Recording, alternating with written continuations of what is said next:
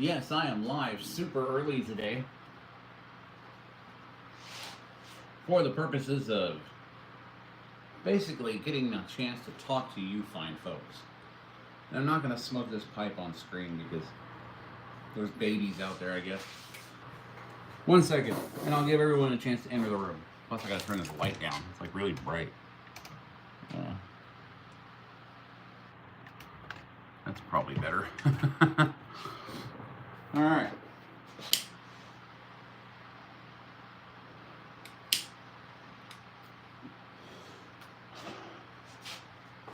So,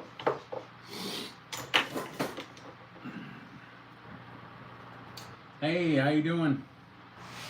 Welcome, A10 and WMG 1229. How you doing? We are here today just to say I hope everyone has a happy Memorial Day weekend. I really do. And I just wanted to make sure that I got on early and honored the people who serve this country. The veterans, the soldiers, the ones who have fallen, every single one of them. So that's what this is about today. So, and it's also about chat and hang out for whatever you want to talk about. So give me 1 second, because I am a little bit early.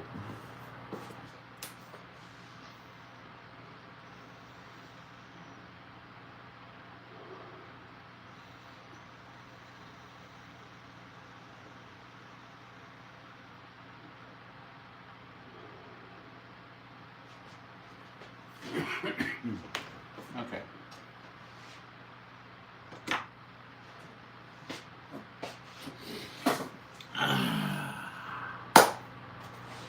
So, that's alright. It's totally fine, A10. We get it. Life goes on. This is the first time I've kind of done sort of a really early chat. And it's basically because I wanted to get in there and... I mean, it's Memorial Day, you know? I'm a veteran. I know I kind of feel it, you know? Friends lost. Things like that. So it's the weekend for this. So that's what we're here for. And, of course, to chat about other things that you might want to chat about.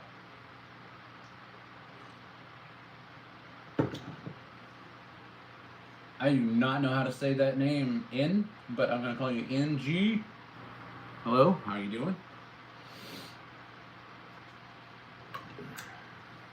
Today we're just kind of kicking back and chatting and just thinking about friends we lost if we served and friends that are still serving and because I figured on Memorial Day, you guys all be off at the lake or something. But the idea is to come in and sit down, hang out, chat, whatever you want to talk about. That's what I'm here for. Anyone who's been here before can tell you that's what I'm here for. And when I take a drag of my tobacco pipe, I'm going to do it off screen because I think one of my lives they restricted to 18 plus because I was smoking tobacco. They called it an illicit substance. And and then I have something exciting I want to share with you.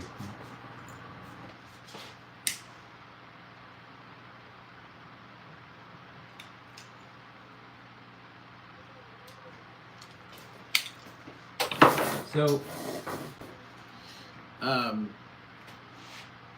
second.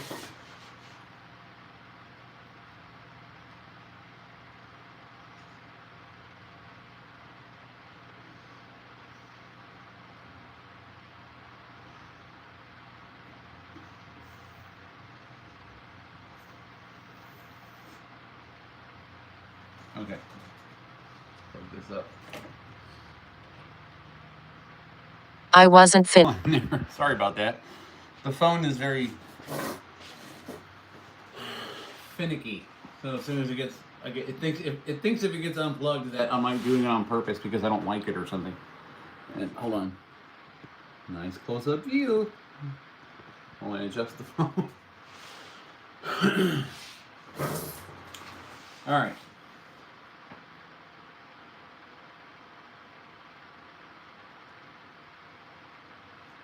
You thinking about joining? What do you want to do in the military? Army, Navy, Marines, Air Force? I'm going to say Army, and someone wants to fly an A-10.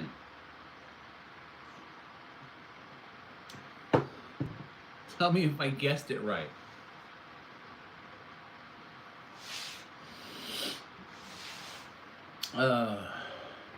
So, I have some really cool news. So, when I do a lot of my videos, where I'm showing you guys an intro video for something that's coming up, or if I do a video with music, I do the appropriate thing. I take the appropriate measures, and of course, I have Adobe Assets. Adobe Assets allow me to use different types of music. They're not affiliated with me. This is not a commercial. I'm just telling you what happened. And thank you and welcome to the chat. Brian, welcome to the chat. How are you doing today? I am on a delay, so if I get you a few seconds later, roughly 10 seconds, you'll understand why, please. So what I was saying was I have all my Adobe assets with my graphics, with my soundtracks, with anything I use. And I found what was interesting is I put up a video of an intro, and that was for the Shrike Ultra. There's a short for that if you guys are interested. And immediately it gets a copyright block, where it's blocked globally. And I'm thinking, well, you know YouTube, you're never going to get out of that, right? No one's going to ever see the short, no one's going to ever, it's going to be a copyright strike no matter what you do. But I had my asset ID number from Adobe and my license number for the music. So I submitted that to my dispute, and listen to this, probably first time in YouTube history, they unblocked the video. They said, great news, this so-and-so person has lifted their copyright claim from your video. So I don't know of anybody else on YouTube so far that has done that. Won a dispute against YouTube.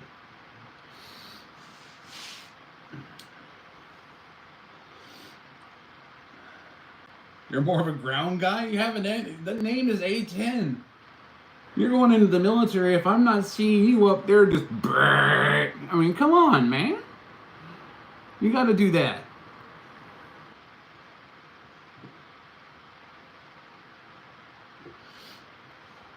Do it through the Army. You'd be flying like A-10 over the desert or something like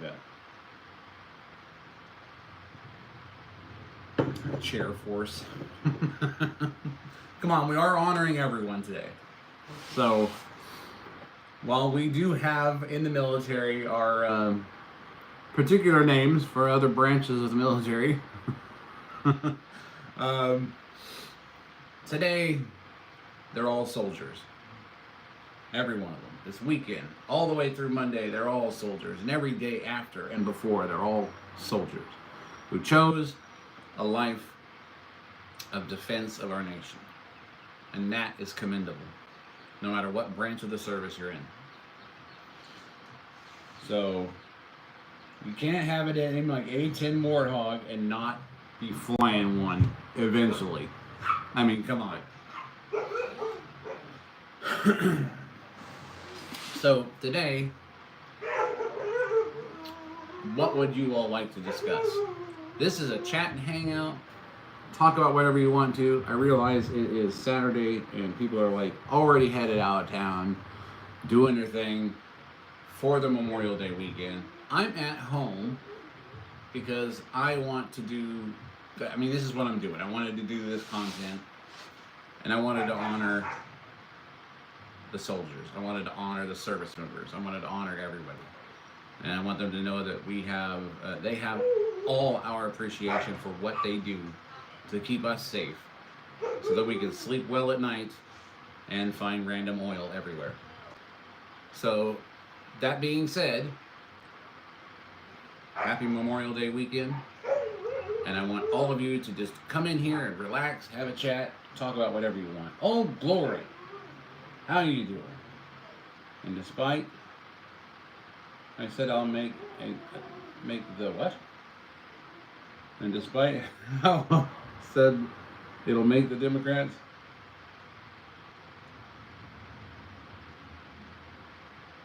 oh yeah, I think I took that out. Yeah, I think, yeah, that's definitely a step in the right direction. No more wokeness. What will we ever do?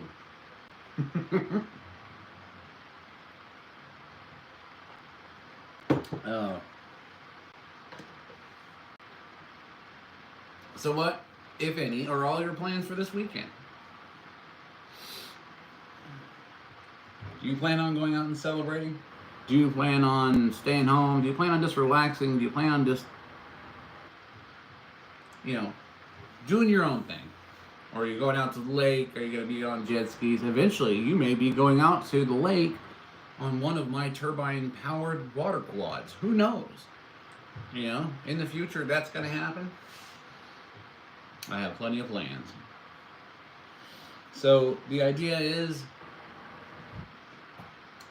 if you have content you want to talk about, if you know the channel, please feel free to ask questions.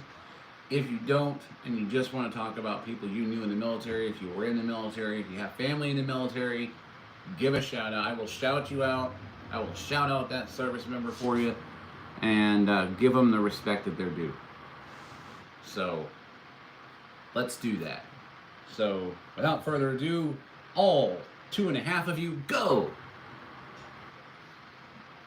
Because I don't get a lot of people on live streams. So, the stories. I'll start off with a story of a little place called Fort Benning, Georgia.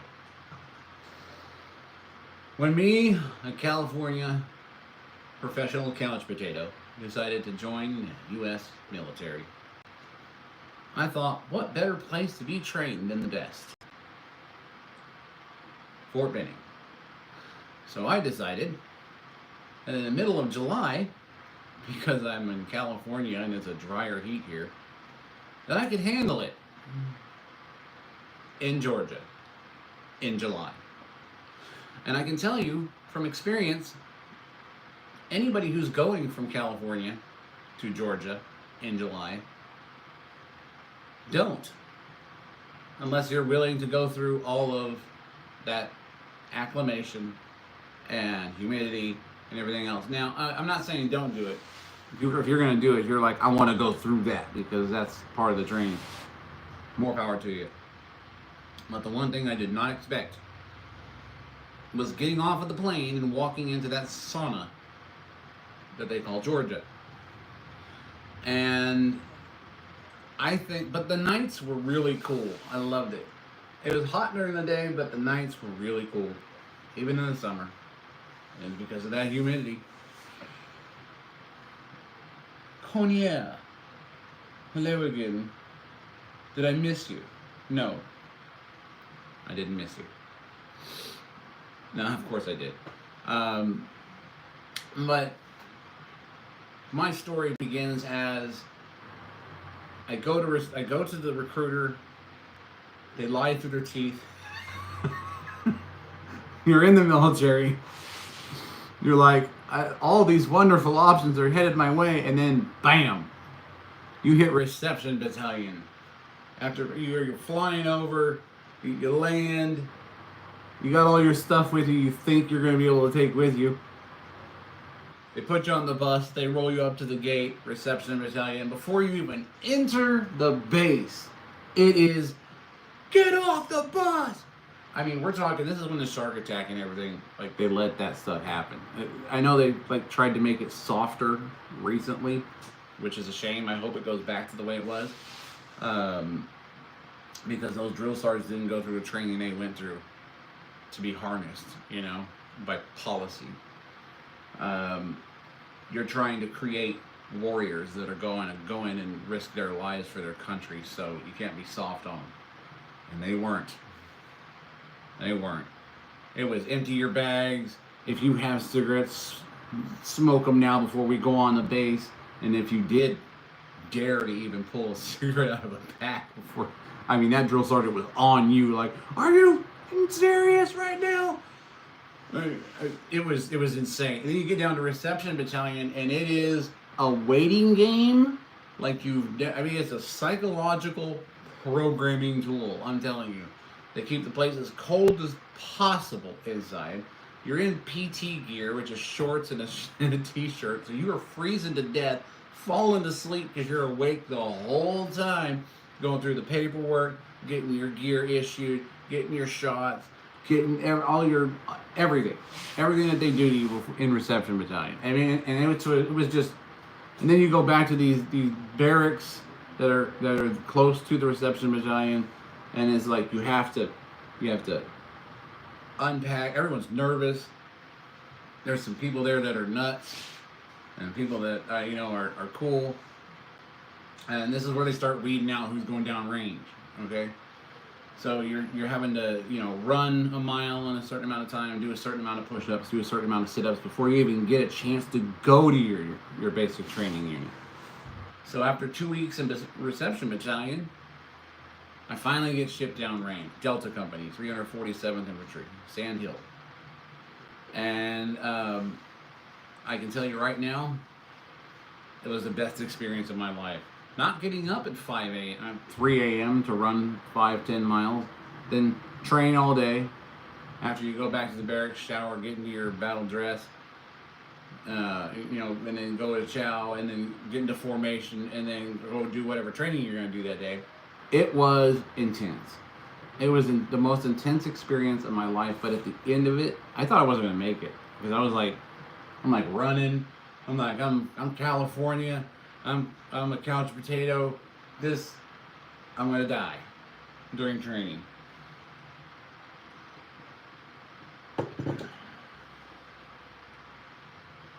And I'll tell you right now, that was probably the best experience of my life. I made friends there I thought I would never make. All this division that we have in the country right now, the racial division, that goes away in the military. That's gone. By the time you're close to the end, where you're ready to graduate, nobody cared where you came from. Nobody cared the color of your skin, your nationality, nothing. You were all just green. That's all there was to it. And you all relied on each other. And we made friends there. And then it was sad because most people would go off to different AITs, different deployments, and you miss your buddies back then, because that's where you really made, because when you're going through that kind of training, that's where you really make bonds with people that you probably aren't going to see anymore. And it's like, and it was hard because you made really good friends with these guys. You trusted them, and you were always with them training like crazy. And AIT was okay. It was co-ed though, so I thought it was funny when we got off the bus. We're straight Fort Benning soldiers. I'll get to your questions and everything, so just hold on a minute if everyone's asking questions. I'm on the same delay as you guys, so hang in there. I went to a co-ed basic training and for comms, and it was funny because I'm a Fort Benning soldier. I just graduated Fort Benning. So this drill sergeant comes out, and I'm like, oh, this is co-ed, and she's like, she's got to smoke us, right? She's got to smoke us when we get off the bus. So that's traditional, So we get off the bus, we're Fort Benning, we get into our formation, we're all lined up straight, and she's like, front leader, rest position, move! Starts doing push-ups, she counts off 10 push-ups. And we get up and we're like, is that it? We want more push-ups. Do you want more push-ups? I want more push-ups. We needed more push-ups. That wasn't a. She didn't smoke it. It was funny. It was funny. We're like 10. 10. This is gonna be easy. But it was AIT, so it wasn't as intense of a training, you know, that kind of thing. So it was just funny. It was funny. We're expecting to get the crap smoked out of us when we get off the bus and we do 10 push-ups. And then she's all, recover! And we're like, we were recovered while we were down here. I mean, we expected more. But hey, to all those service members, though, I thank them for their training. I'll never forget my drill sergeants. I don't want to give their names on the channel, you know, for privacy reasons, but I'll never forget them. And they were the funny. I had one of them that was on me all the time because, like I said, couch potato from California at Fort Benning.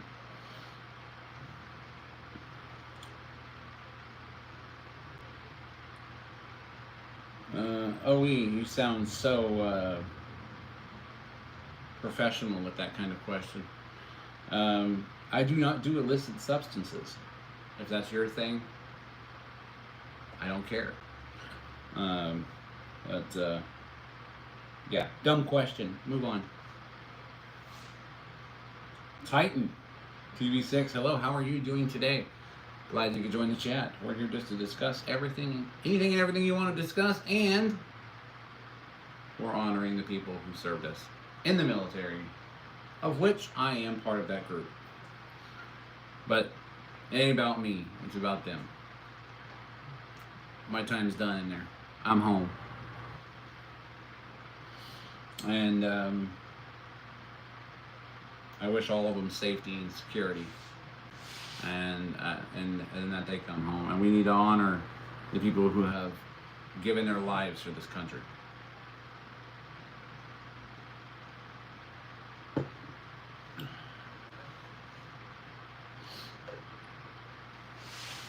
So that's what we're here for today. So I'm doing fine, Titan. How are you doing today? I hope you're doing wonderful. And there is a delay, so if you get my answer just a few seconds from now, don't worry.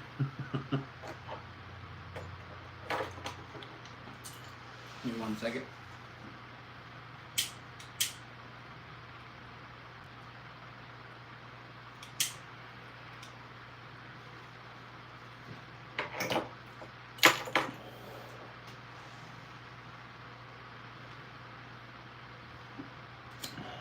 So I hope everyone is doing great today. I hope that you have a safe, happy Memorial Day weekend. Just be safe no matter what you do. Because a lot of people do a lot of stuff at lakes with machinery on the water, and they mix it with alcohol and everything else, and that's just not the way to go. Don't drink and drive. Don't drink and boat. Don't drink and jet ski. Don't drink and hoverboard.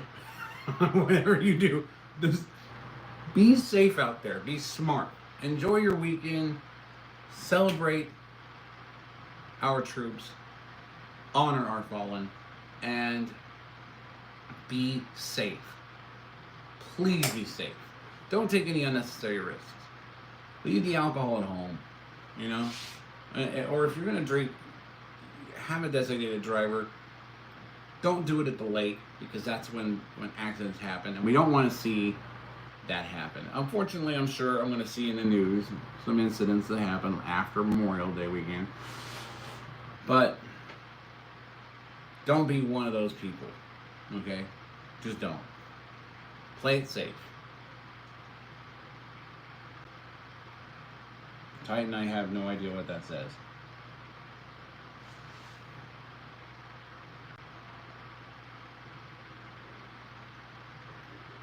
It's rained over there? Man, I want some rain. It's like all warm here. See, okay. Alright.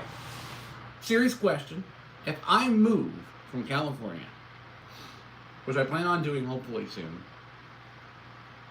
where do I go where I can have that flat land but still be surrounded by mountains, still get snow, still have all of my constitutionally protected rights, especially the Second Amendment, and be able to build my shop, get a cheap piece of land, put like a nice modular on it while I'm building the shop and then building the house that I want for my wife and my kids. And if I were to do that, what would be the best state for that? Where I'm not going to have to deal with heat. Mild summers are fine, where stuff actually grows and doesn't wither to death, like in California. But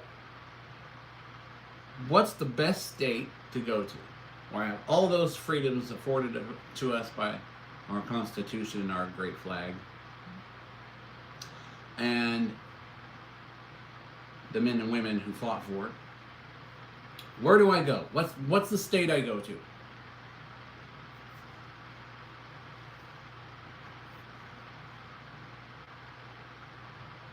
Are you saying you want me to go to the Persian Gulf?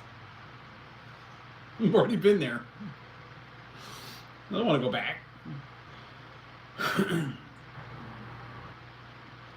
Tennessee, no state income tax, constitutional carry. Are you in Tennessee, Glory? Because you just may have earned yourself a neighbor. Of course, can't afford to buy land right now, so I might have to rent some of yours.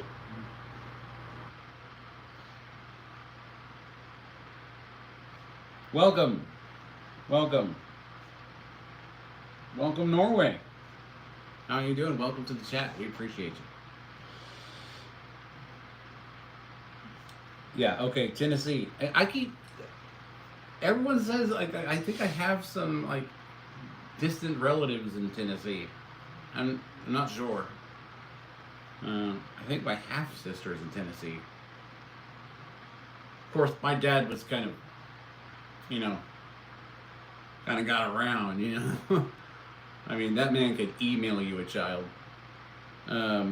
So, the point is, I have a half-sister over there, I think. So, yeah, that'd be the place I want to go.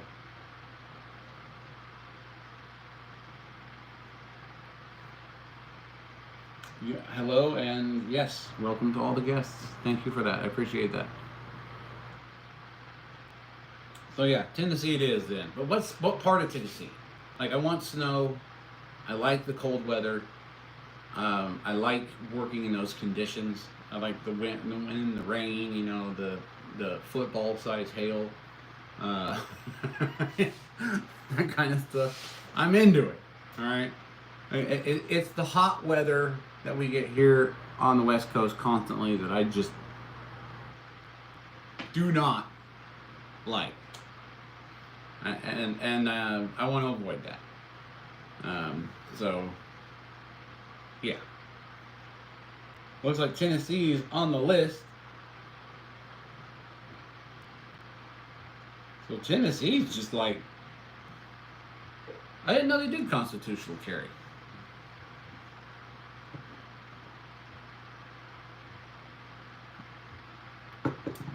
That sounds like a fun place to go.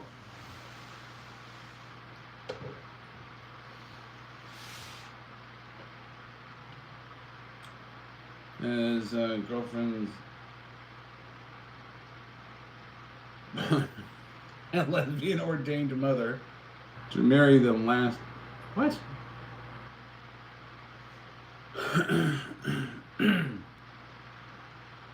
Marry them last week.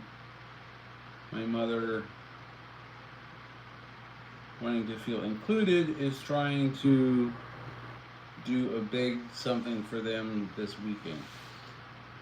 You can conceal carry in Tennessee without a permit.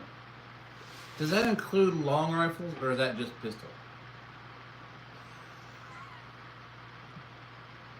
You said concealed carry. I was kidding. It was a joke. I've got long pants, so I could conceal carry an AR-10. Dimitri. Очень приятно. Welcome to the chat.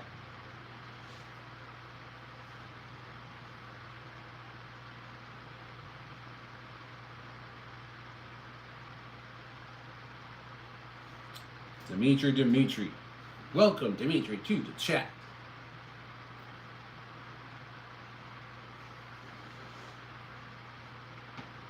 So, yes, I like the idea of going to Tennessee, to be honest with you. I don't know if I can convince my wife to get there, but we'll try. Gloria, you're going to have to help me with that one.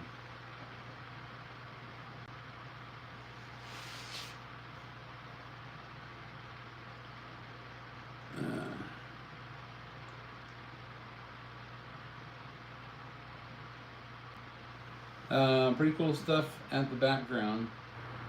Mind giving you small info on what the... Oh, okay, well, what we have behind me is a mycelium grow tent for some of the genetic experiments I'm doing. Behind me over there is a 3D printed jet that I created on Fusion 360, and it's sitting on top of a 3-axis mill that we also 3D printed and built.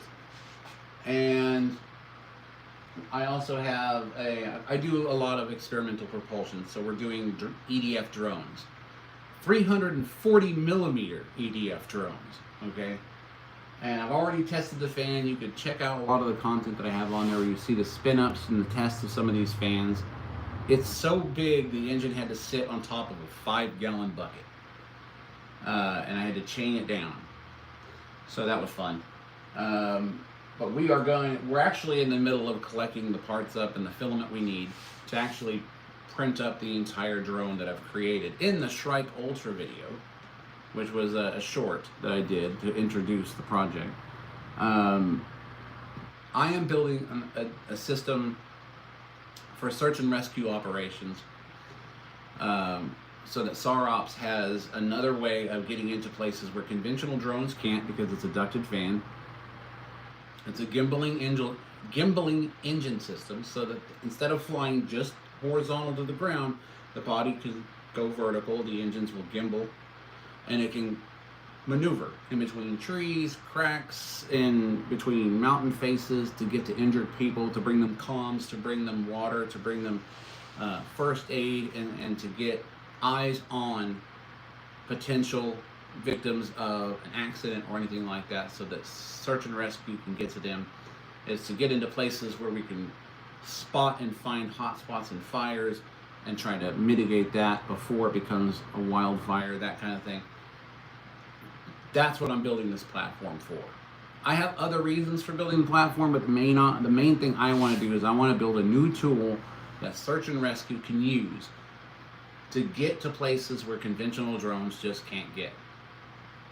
So there's going to be a lot of work involved in that. Now we are going to print up the original or the initial drone that does not have the gimbaling engines, because we are testing lift and payload capacity, and that is where all the stuff I'm waiting for right now is coming into play. I'm having a lot of stuff come in. It's going to come in slowly. It's going to take a lot of PETG. It's going to take a lot of, it's going to take a lot of money for the motors, the ESCs, the lithium polymer packs, and all that other stuff that I'll be using. I may be switching to a different power source if one of my contacts gets back to me about the hydrogen power supply. So thank you for that, Mandel. How are you doing today? Welcome to the chat. And Lars, hi, how are you doing? Zeus, welcome. And I'm explaining everything else for you. So I'm also putting together a flying wing just for fun. It's kind of small flying wing, so it may fly. It's gonna fly for a few seconds anyway, right? But realistically, what I'm working on is this drone. This drone has several applications, and at different scales, it will be applicable to many different situations. Okay, so first off, the flying car people have created, the Volonaut air bike, all that other stuff, all that's going to be in the past when I'm done. Okay, I know the Volonaut's like a new thing. It's cool because it was like a hydrogen pulse engine kind of thing, but you have to get on the thing and then tuck your knees into it, and I don't see anybody banking past 15 degrees. Just saying, you flip that thing over in a heartbeat. Okay, not gonna happen on my system. Not to knock the guy's design, it was very brilliant, but it also looked like it was made for somebody that's half my size. I'm gonna be honest with you, I don't think it could lift me. I'm gonna bet money, Paul and not, your bike can't lift me. And if you want to test the theory, I'm 6'4", 290. Bring it on over. I'll be happy to fly it. And we'll see what it can do. And we'll see at what bank angle I dump the thing. Because I'm gonna.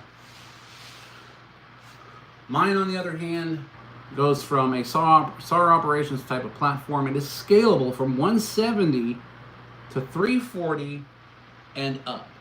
So this can be used in multiple applications. And also keep in mind that I completely 3D printed this entire motor, and the only thing driving it is a 60 horsepower flip ski skateboard motor running at 75 volts at 110 kilovolts with an 18 cell pack.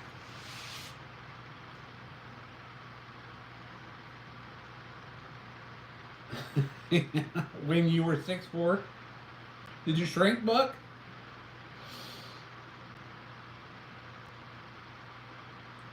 Oh, very funny. I knew something was coming from Buck. Set up, punchline. Set up, punchline. Yeah, he's got it down.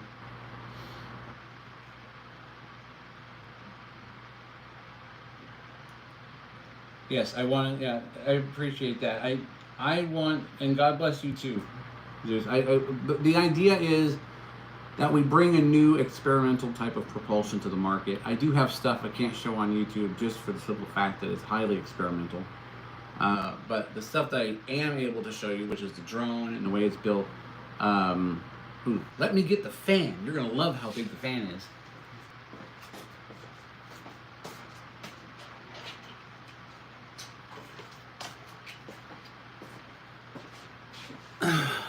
This is one of my biggest fans. Pardon the pun. So this is one fan for the drone. There will be 4 of these. I have one right now inside of a casing sitting on top of a bucket right over here. That's for the testing that I've been doing. You can see that in the actual content. If you look up the 340 millimeter EDF on my channel, you will find the playlist for it. It's under the Stubby Fan playlist, the Mach 1 project. You'll find it everywhere. And this originally started from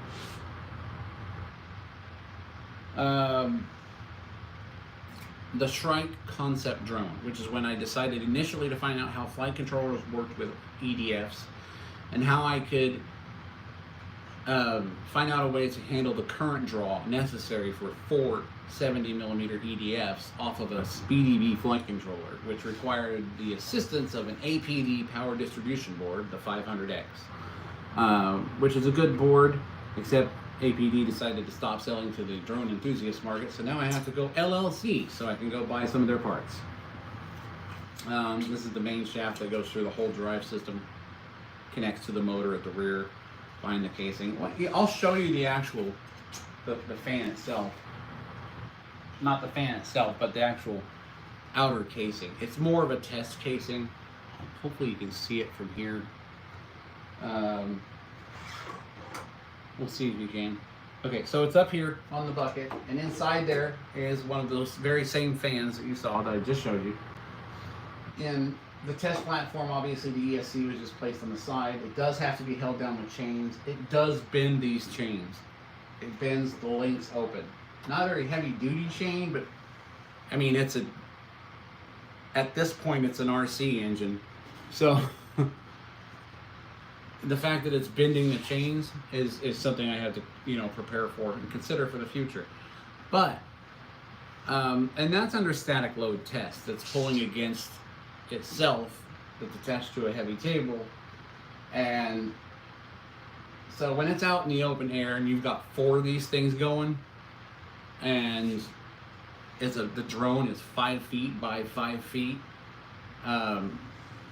it's going to be fun. So the maiden flight on this, regardless of how long it's going to take me to print it, even though the X1 Carbon is fast, it's still going to take some time. For each quarter section of the body configuration, it takes me 3 full plates to print. It takes 5 plates to print the ductwork that goes around that fan casing that I just showed you. And it's going to take some time. But you're all going to be with me along with the, for the journey to basically build this thing into the drone that it's going to be. So, it's going to be, I've got carbon fiber tubes. We're talking 20 millimeter with an ID of 16. So it's a thick wall carbon fiber tube. We need it for the power that this thing puts out. And the idea is to make sure that everything is stable. Everything is strong. So it's all going to be printed in clear PETG. And Kishore, welcome. I'm talking about basically the drone stuff that I'm going to be doing for SAR operations, and honoring, of course, everyone on this Memorial Day weekend that fought for our country. So that's what we're here for today. And where was I? Ah, yes, clear PETG for the purposes, of course, of putting it probably as many Arduino lights as you've ever seen. Tons of strips here that I have. I'm going to have a lot more coming in. This thing's going to be full. I must have already programmed this Arduino because something's soldered to it. Okay. But yeah, we're getting tons of these. I'm using NeoPixels, the individual ones as well. And this thing is just going to be just the biggest, coolest looking semi-transparent 5x5 foot drone that is just UFO lighting everywhere. Okay, it's going to be awesome. So you are going to be along, Sister Krista. Hello, how are you doing? Welcome to the chat again. Always good to see you. And you're going to be going along with the journey. So basically, I have a large work table that I cleared off over there. You'll see it in the I forget the play. It's the last short that I did, or the short before the last one that they blocked because of the copyright block, and then I won that because I had my license. So yeah, that I should get a medal for right there. The fact that YouTube went, oops, sorry, you're right, it's not our music, it's yours. So the fact that I actually did that was amazing. But yeah, I have the table set up. We're going to be printing each one of the body pieces. We're going to be cutting the carbon fiber tubing for the supports. We're going to be putting the fans together. Everything is going to be clear PETG. It's going to look awesome.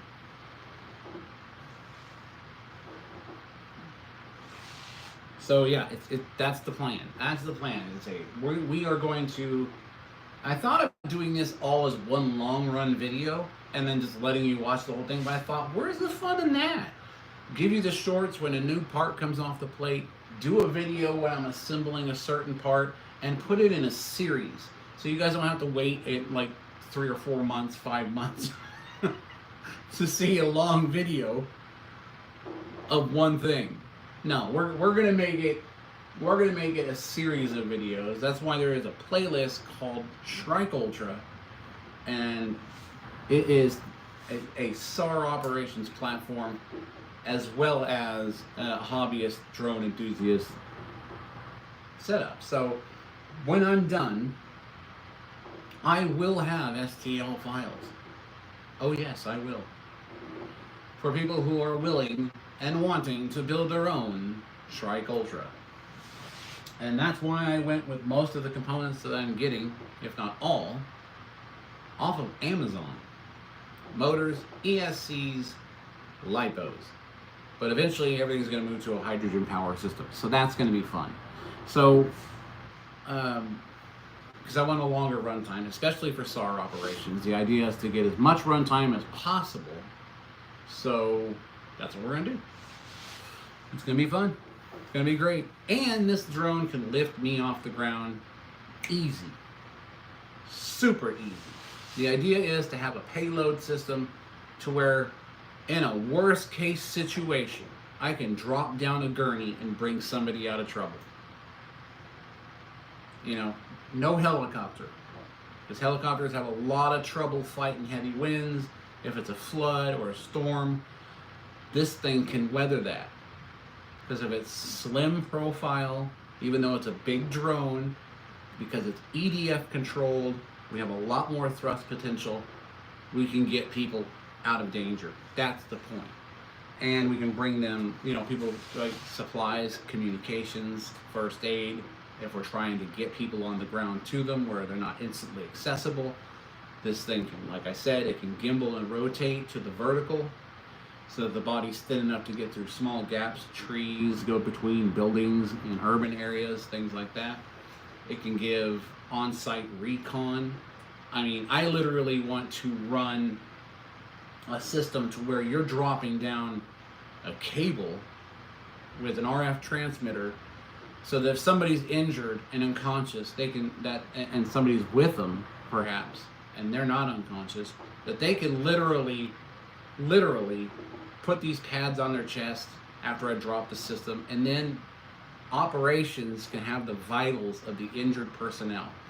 If they're by themselves and unconscious, then the idea is get people there as quick as possible. So traverse the route, try to wake them up if they're unconscious, get them water, get them communications so they can tell people back at the base that's trying to find them or help them, how to give them their situation, how they feel, what's going on, what's broken, and what injuries they may have sustained, and then keep that drone there on camera so they have company, they're not alone, we're speaking to them through the mic, they're speaking back to us.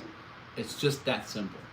And I just want it to be that guardian angel that comes in and helps those who need help. That's the whole point of this drone. Not only just for the passion of the aviation aspect of it for me, because that's a big part, but it's also the fact that I can send this in and help people in distress. That's the whole thing. Reconnaissance for the military if they're interested. Other things for the military if they're interested. But yes, this is the whole idea behind this. And the entire thing is 3D printed. 3D printed. And you're thinking, well, how could a 3D printed, fan of this size last in a hostile environment? How could it handle the RPMs? I've had this fan up to 5,800 RPMs. Okay? 5,800 RPMs. Not even a full 75 volts. Still running the 48 volt ESC. Each one of these blades, because of the way I designed this, are tapped into place, friction fit, no glue whatsoever. And this fan handled serious RPMs with no fluctuations in its integrity, no damage, nothing. Nothing at all. Nothing flew apart, nothing flew off. Completely 3D printed PETG. And it handled those RPMs. Very tough, very versatile fan. Now, that's just with Creality PETG. And I know that Bambu Labs PETG is stronger because I have a smaller 170 millimeter that has proven it. And I can't wait to print this thing all in clear PETG from Bambu Lab because it has a flex to it. It's not as brittle as normal PETG. It does have a flex to it, and that's what I'm looking for.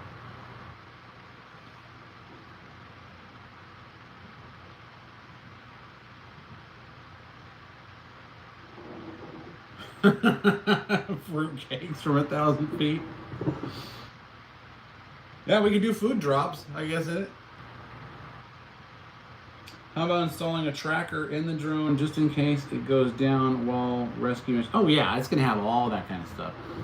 The flight controller itself actually has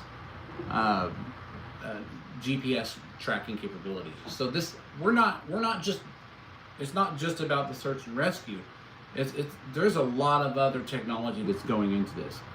ground-facing LiDAR, so we can map the area as we're going in. This is going to help ground units that need to get into the location. It's going to be taking live images, live video, sending it back to operations. It's going to be taking ambient temperature readings. It's going to be taking images of the injured individual from all angles. It's going to have thermal cameras on it. It's going to have payload drop capability for those essentials, communications, first aid, water for those that might be in need, food for people who might be even trapped on their roofs. But the main idea is, if let's say we're in a flood situation and there is somebody on the roof and they're like, get my kids off the roof first.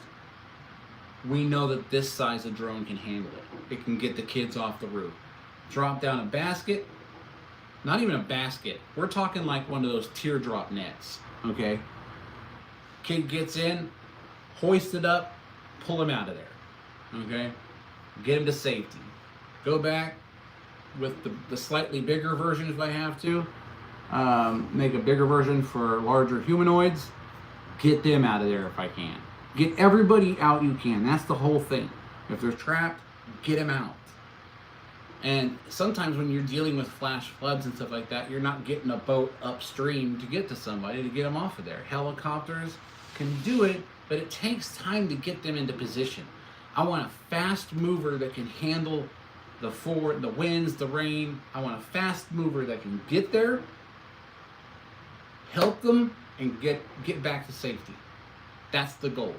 Now, the finished product's not going to be, when it comes to SAROPS, it's not going to be just PETG. It's not going to be a 3D printed system.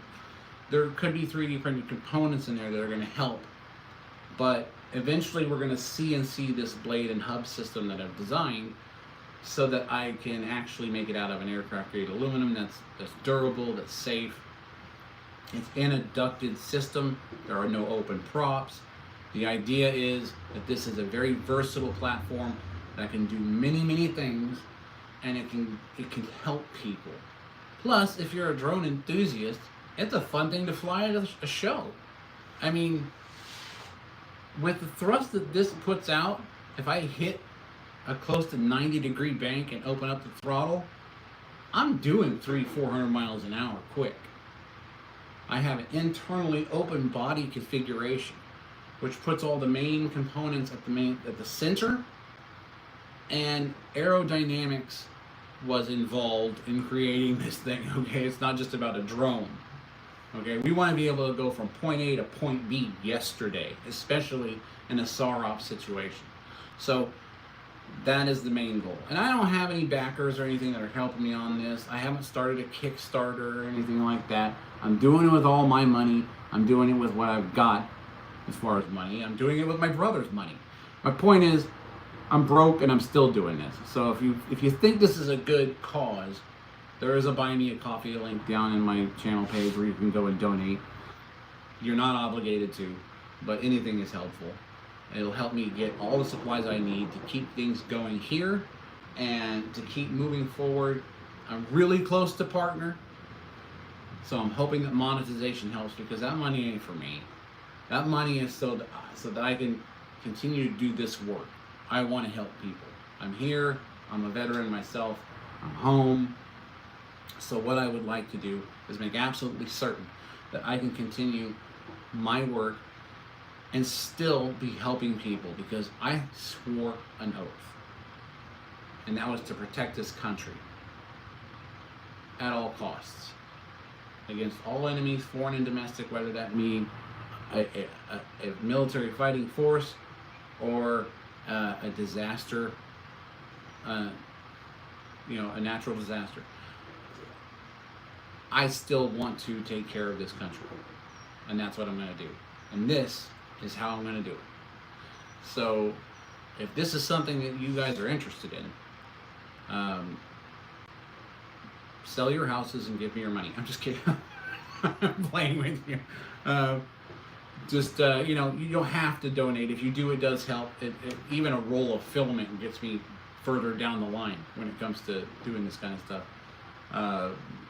Because it's kind of expensive. And like I said, I'm on a locked-in income when it comes to VA benefits. So It pays the bills, but anything past that, it's difficult to get the parts sometimes.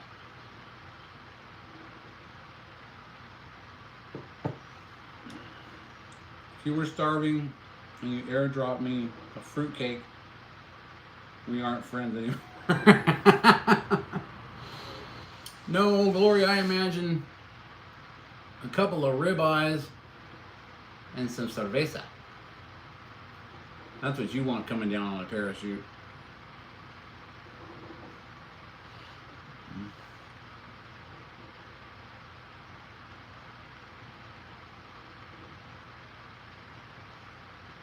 You haven't designed drones, but you designed any other things since you have yourself in a 3D printer.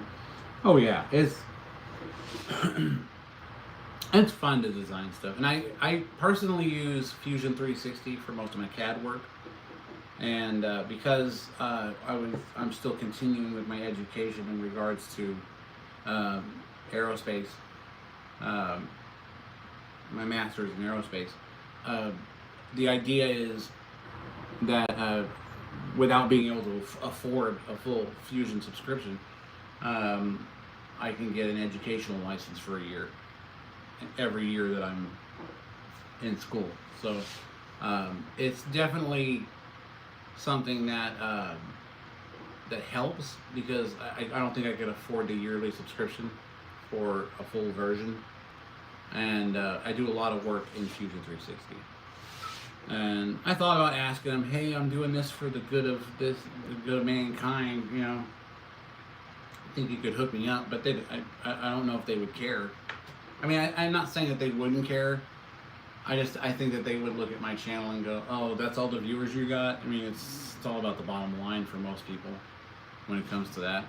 For me, it's just about making enough to keep things going and use what I get from my service to take care of my family, and then the rest, of course, goes towards these projects.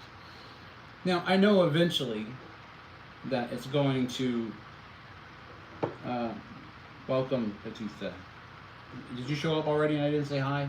I'm on the same delay. I could make a scale model of the B2 Spirit. It'd take a little while, especially with fans that size. But can you imagine a B2 Spirit with these?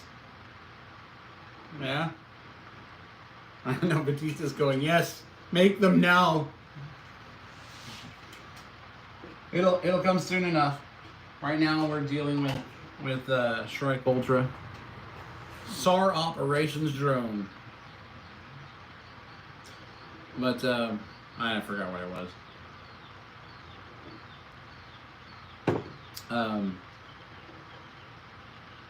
It really comes down to money for me. So that's why I'm trying to, keep the hours up and try to get some monetization, because it all goes back into this. That's what it's all about. Getting the subscribers to come in and go, yeah, I really like that. Subscribe, share it with your friends, and that helps. That helps because it gets me more exposure, and I can continue to do this work. And I really think that this could be potentially a valuable tool in SAR. Now, I know they use drones for this stuff already, but drones, outward prop-driven drones, inherently have that problem as outward prop-driven. This system, even though it's 4 engines, if I lose one engine, it will automatically switch to a Y-copter configuration, and it will balance itself out. So even down to 1 engine, I can still get out. And the great part about it is, if I lost 2 engines, I can go vertical and run 2 engines and still get out. So it puts a little bit more RPMs on the motor, but that's the whole idea. So you have a system that could run on half of its engines and still get out of where it's at.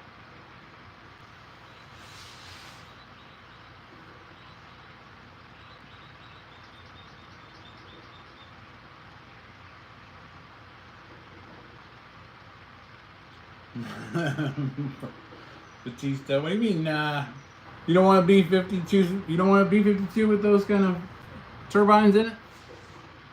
I've already spun this thing up. You can check it out in the videos. I got shorts on it. There's a whole video on it.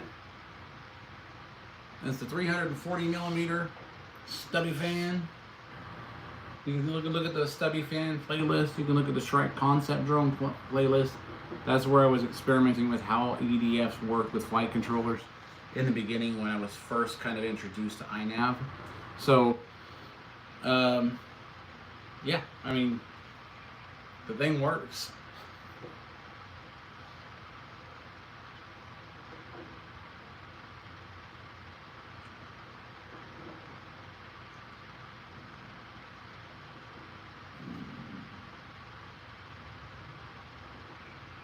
Yeah, I do use. I haven't used Pinterest, but I mean I do use Instagram. I mean I'm on Facebook as well. If I post a video, I post on X as well. I have a Patreon. I have the Buy Me a Coffee link. I'm trying to get to other platforms. Sometimes it's difficult though because you won't get, especially if you're just starting out on those platforms. Nobody knows who you are, so it can take time.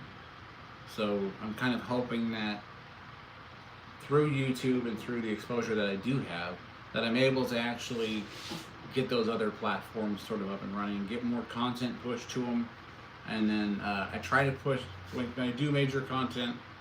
I try to get some videos up on there. I don't make it to where it's just members only that can see it. I do try to make it to where it's a public thing.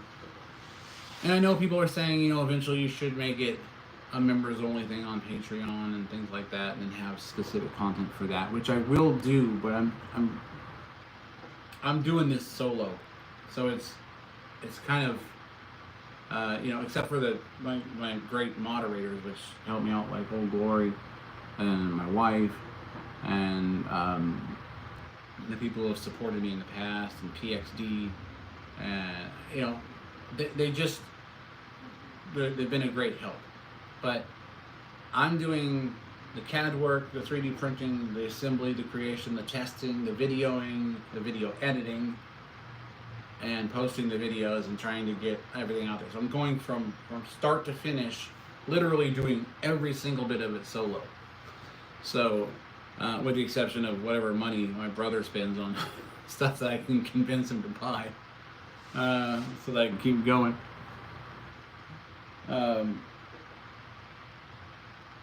But yeah, I do need to get some other platforms up and running. Like I said, there are some platforms. If you go to my channel page, you'll see that there are other places you can go. You can join the Discord. You can join the Patreon if that's something you want to do. Eventually, there's going to be exclusive content and STL files on both the Buy Me a Coffee link and the Patreon link, specifically for people who are seriously into the project. Because there are, like I said, some projects that I haven't shown on YouTube because they are highly experimental, and I will make those more than likely available on those platforms for people who want to become members. Now, eventually I'm going to get to partner here on YouTube, and I have to ask, out of all the people who know me, out of all the people who are here, if I start a membership tier, who's joining? Show of hands? I have to wait for the 10-second delay. Or it could be like, you could like do an emoji. You could do a heart emoji if that helps. I don't know if there's a show of hands icon.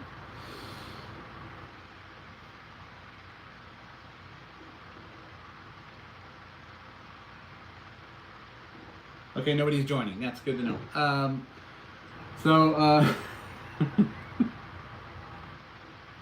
The only reason I would start the membership thing is because it would help fund everything. It's not something you have to do, you know. There will be members only videos that I do, and I honestly feel bad doing that because I see a lot of people do that, and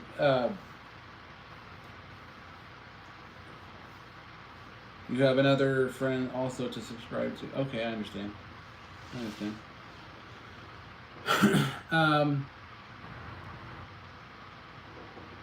Yeah, it's. What was I saying?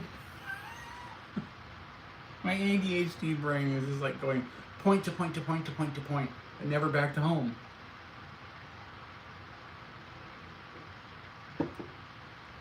Oh yes. No, there are several other channels who do this. They become partner and then they have a membership tier. And I know that's something that they're going to encourage me to do because it's part of the partner program. But I kind of feel bad doing it. I feel like I'm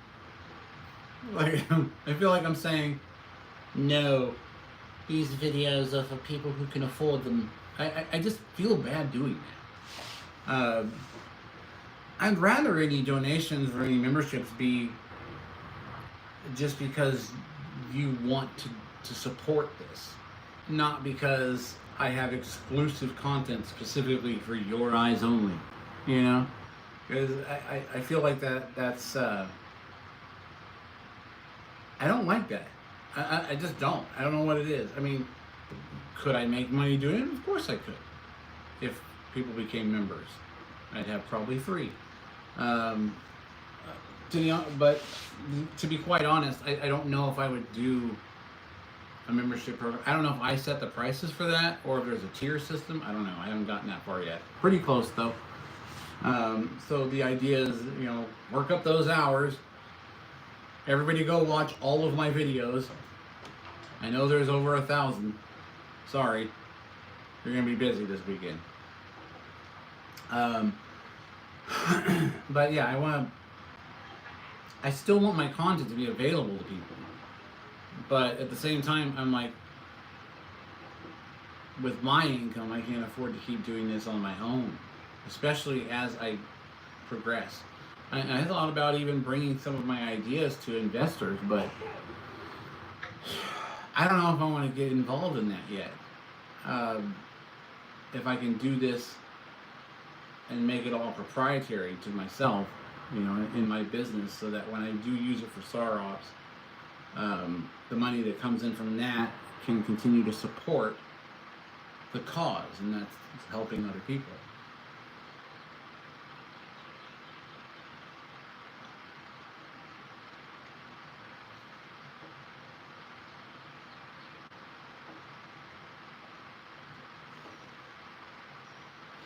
Yeah, I kind of figured that's what it was about, I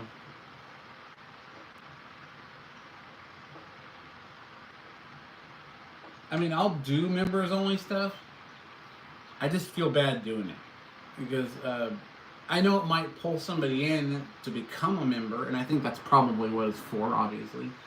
Because if somebody sees it and they're interested and they're like, wow, I want to become a member and see this video. I get that part, and it would make me money. And I would do member-only videos if I did the tiers of membership. So it's something I'm considering, but I just need everyone to know I feel bad about it. I feel bad about charging anybody to see my content. I really do. I can understand doing members-only live streams and stuff like that. Or like a major project that if I'm to the point where it's like, okay, I absolutely have to make some kind of income on this so that I can continue the work. So I see where that is necessary. It doesn't make me feel any better about it because I know that there's a generation out there that watches me that is going to go into life, and if I have inspired them to do anything because they saw my content and they do something great in the world with their lives, because they saw something cool on my channel and they think I want to get into that.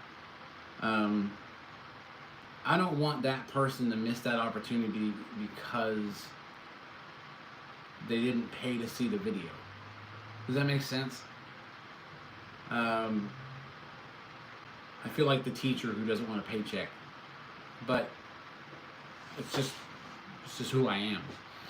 But yes, in the end, I do understand that I'm going to have to do what I have to do in order to create revenue, in order to keep things going. Can't do it all with nothing, right? I can't bring you guys what you want to see. I can't continue to develop the content without supporters. And I certainly can't afford to keep going on alone, on this situation. So,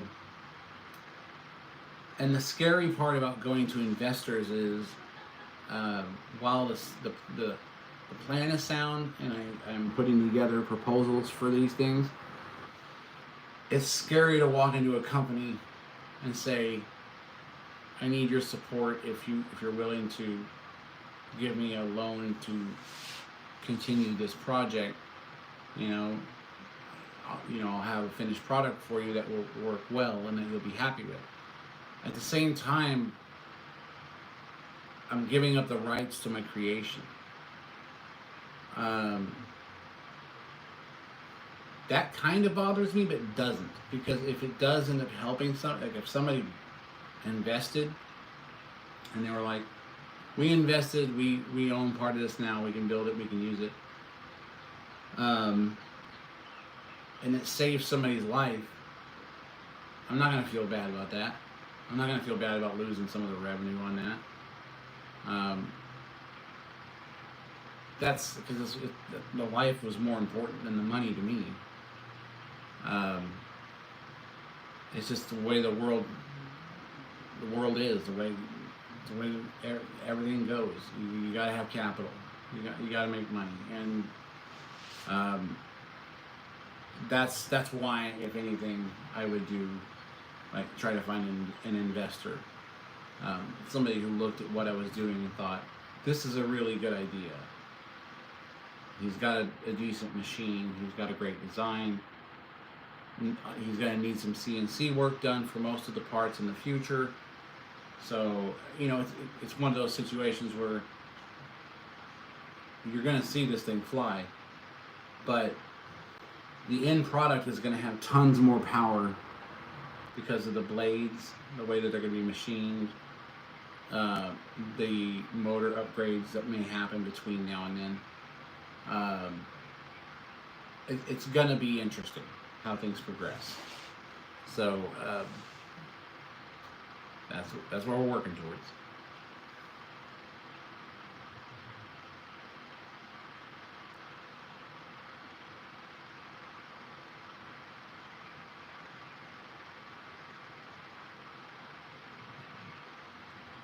But what are you talking about? Collecting emails?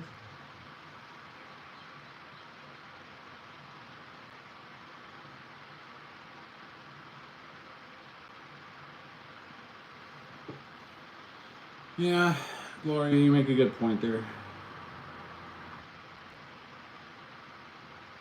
I will have member stuff once I cross that mark. Okay, because we're close.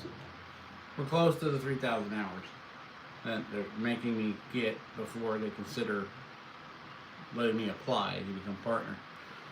So we're getting close, and that's the idea. I was like, hammer those watch hours. I don't care if you're sleeping. Watch the 24-hour Twinkie stream that I did.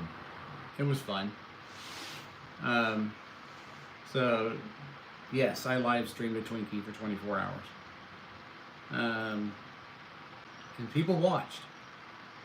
I was surprised, but people watched. So I had some ambient music going, kind of relaxing stuff. But who doesn't want to look at a Twinkie?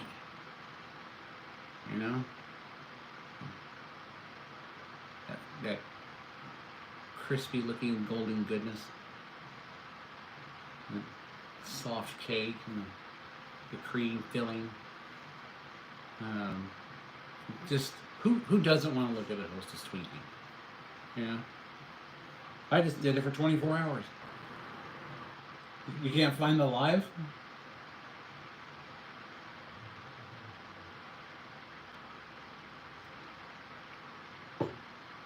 Just search the lives and type in Twinkie.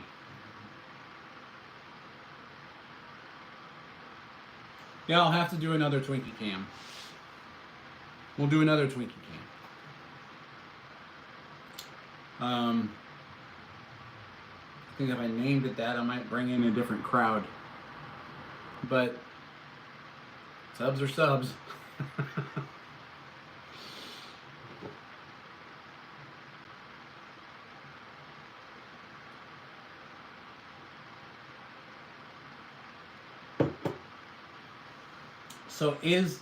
So can anyone find in the lives the Twinkie cam, the Twinkie stream? It was a while back, but it's there. You can't miss it. It's a picture of a Twinkie eating a Twinkie. It's just disturbing, but that's AI for you.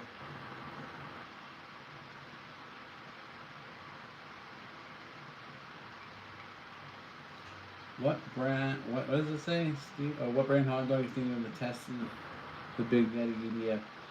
I'm not sure what brand on the hot dog, but we are going to do a simulated hot dog strike on the 340 millimeter EDF for the purposes of just testing it to see how the PETG holds up to going 5,000 RPMs and chewing up a hot dog. You know, just in case like something flies into a prop, like a small bird or something like that, which I would feel awful about, but or leaves or small sticks from a tree or something like that, or whatever may happen in the air. I want to make sure that the PETG can withstand it for the purposes of at least doing the maiden and then doing maneuverability tests and things like that.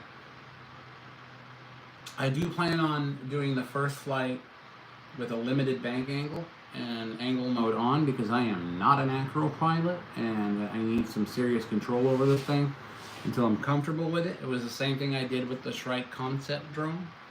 If you haven't seen that playlist already, go check it out. It was a good one. The V10 Maiden is where I did my final takeoff of the final iteration of the project.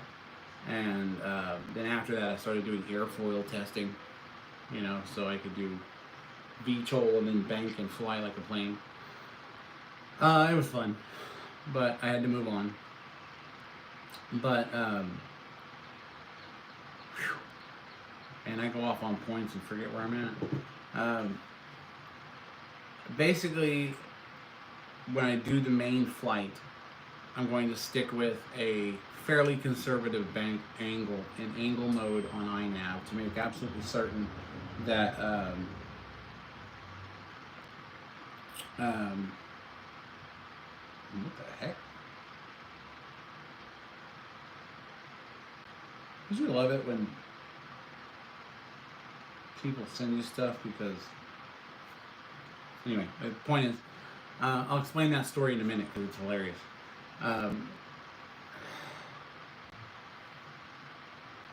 The bank angle is going to be set fairly shallow for the purposes of making sure that the drone doesn't flip itself over.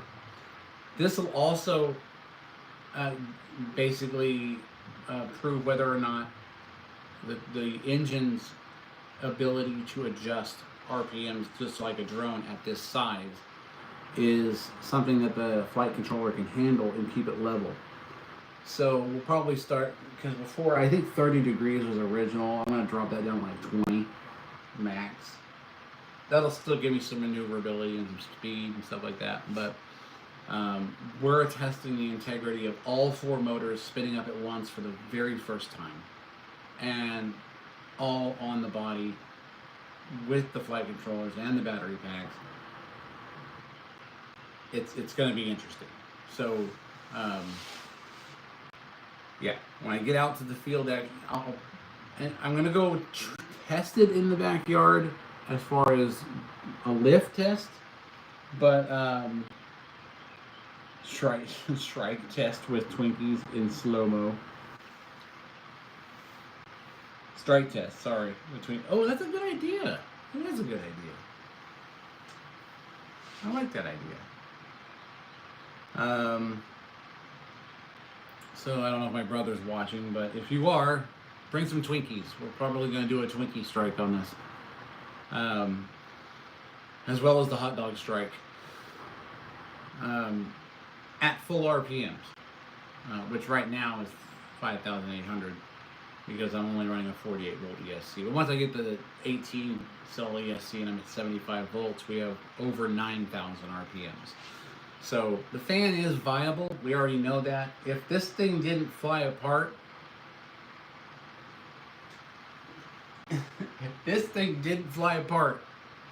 and I just basically had to take a mallet and tap the blades in, no glue whatsoever, complete friction fit, and it didn't fly apart, didn't break, then I think 9,000 RPMs is achievable. I know I can do 9,000 RPMs, but so far it's survived 5.8 thousand RPMs. So no real damage at all to speak of. No deformations, no broken blades, still got good flex. This thing's been through the ringer, I'll tell you that.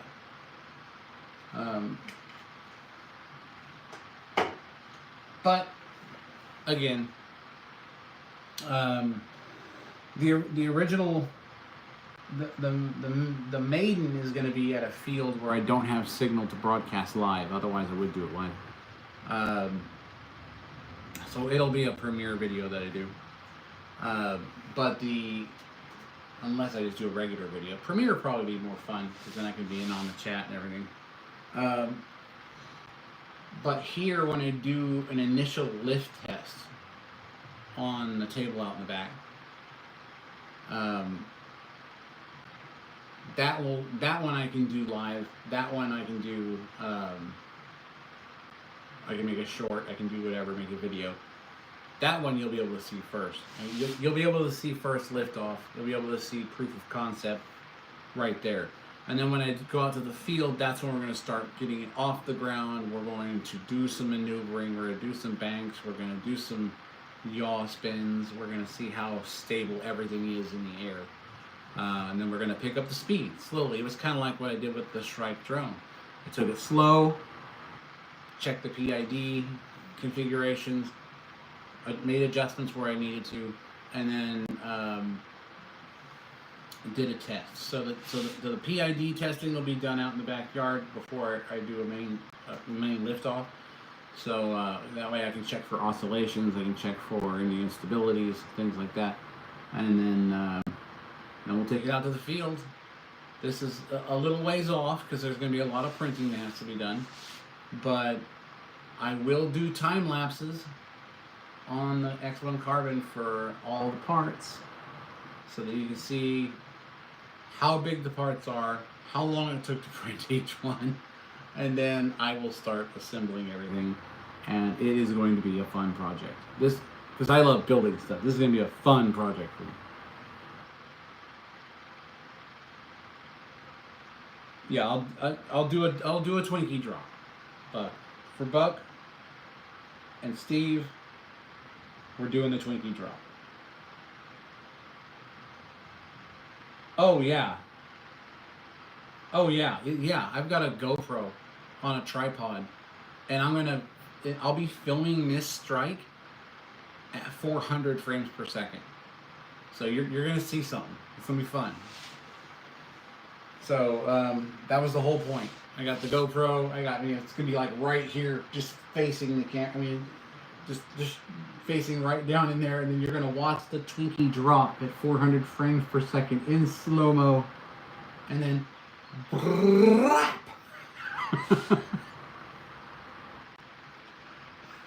and then I'll have a lot of cleanup to do afterwards. Otherwise, where I live, there's gonna be ants all over the place.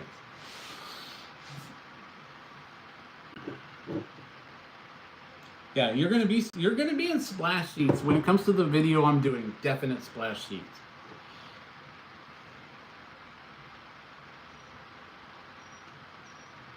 Yeah, I thought about that yesterday. I was like, I'm not going to film this from a distance.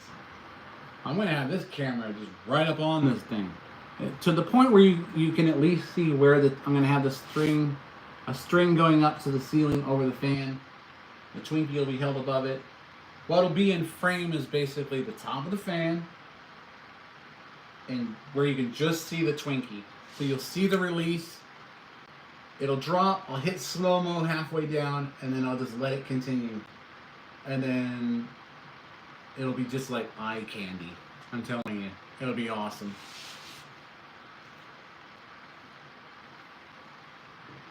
So, who's going to be around to watch that one? Show of hands one more time.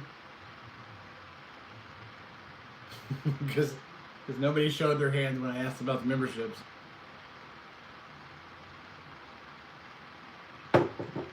Just 2 chat reactions.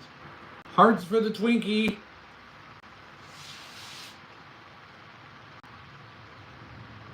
Two of them. Have I lost my magnetism? Is that what it is? Like, where is everyone? Where are all my thousands and thousands of peak concurrent viewers? Where art thou? Why hast thou abandoned me? Jackson Edwards, how you doing, man? Welcome to the chat.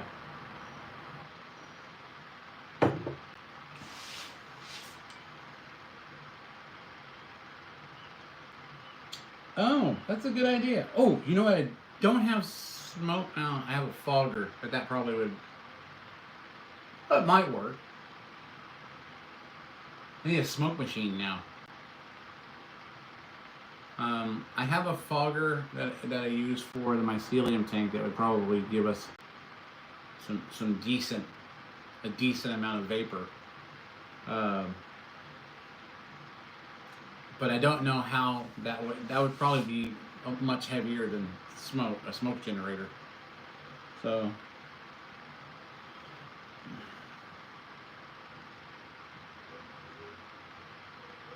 Do I think World War III will happen? I think what's going to happen is this drone, when I put the AI in, it's going to wake up and then Skynet. Okay, sorry. Sorry about World War III, everyone. Just a preemptive apology. Smoke grenades could work. Actually, I think if you just use potassium nitrate and sugar, you get smoke. So, basically, that's a definite possibility. But at the same time, I don't want to burn something like that in here because it burns pretty hot. So, I may look into a smoke generator. Send the link to my brother. Make sure he buys it because I'm broke. That kind of thing. Yeah. We do need to do smoke tests. We need to do wind tunnel tests. I'm doing some CFD calculations for, airflow, stuff like that.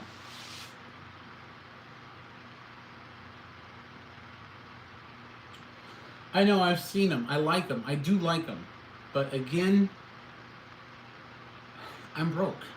I would love to order. I used to have some of the big ones, I forget the brand that they were, but you pull the metal string. It's almost like a Strike Anywhere match on the inside. You pull it, lights the thing.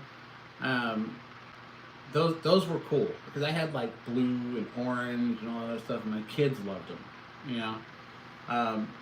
So yeah, I would love to be able to get a couple of those. They're just expensive. If that's something you want to see, then go to the Buy Me a Coffee link. Buy me 345 coffees, and then I'll buy the smoke, and then we'll do the smoke test. I'm getting to the point where I'm not ashamed to ask for help. Dry ice would work too. Not in an enclosed garage, but you're like, yeah, everything's working good. Why do I feel so lightheaded? That's okay, but I know what you're trying to do. You want me to displace all the oxygen out of my garage while I'm running a test? Nitrogen! No, but that might freeze the blades. Then we'd have another problem. But it would be a good test in cold weather. If weather got that cold. Okay, now we're going off the deep end, but I love all the ideas. Because I would try them all, even nitrogen. I could do a nitrogen pour right on the engine as it's going full RPMs.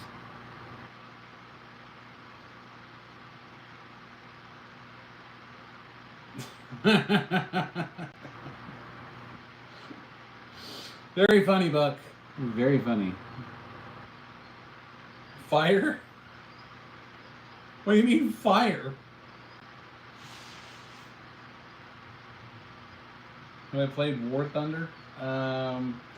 I may have. I think I tried it a couple times. I'm not that good at it.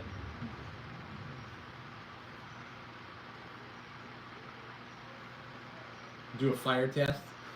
Build a campfire under the engine. See what happens.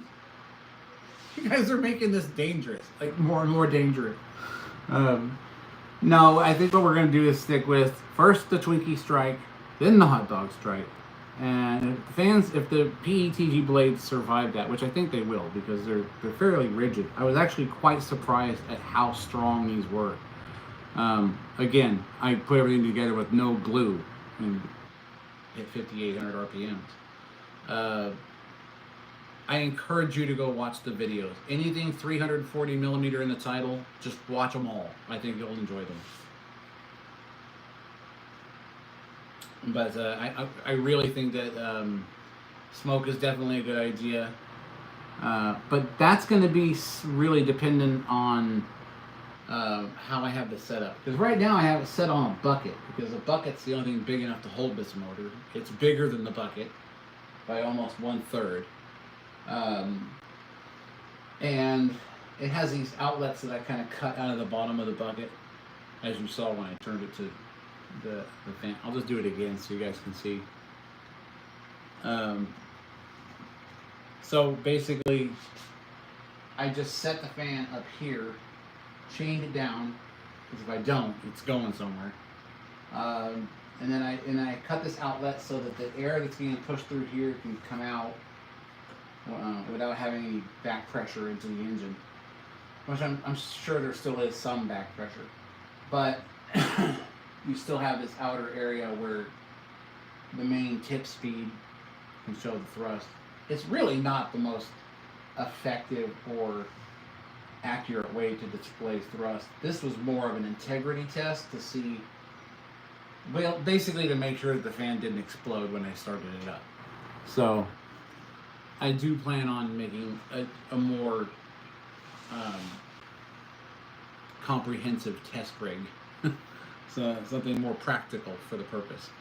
But I want to make sure that I get started on the drone body because the fan's viable. We already know that. It works. So now the only thing we have to do is I want to do those tests, those strike tests, because this is my test fan. It's not going on the drone.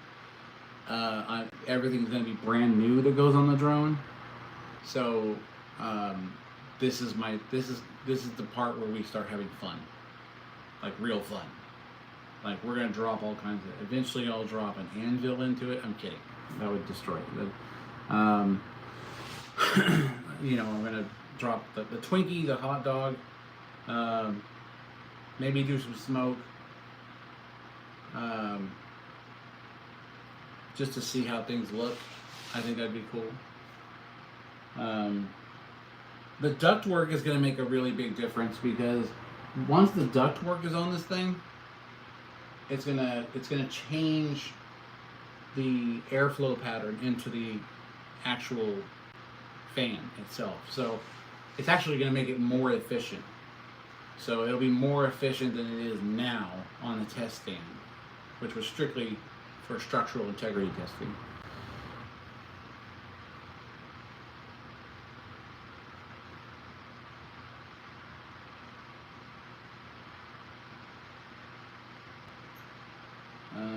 Hot dogs make me envision a seagull strike for some reason. That would work. I mean, that's kind of what I was going for. I thought to myself, what could I use that would be sort of to scale of performing an actual bird strike? And I thought, well, a hot dog, right? I was going to use a kielbasa, but that was huge, and I like kielbasa, and I don't want to waste it. So, yeah. The Twinkie strike, we know it's going to survive the Twinkie strike. It's just if it fails on a Twinkie strike, I'm throwing in the towel. I know, I'm just kidding. If something were to happen and it failed on a Twinkie strike, I'd be like, well, time to see the blades.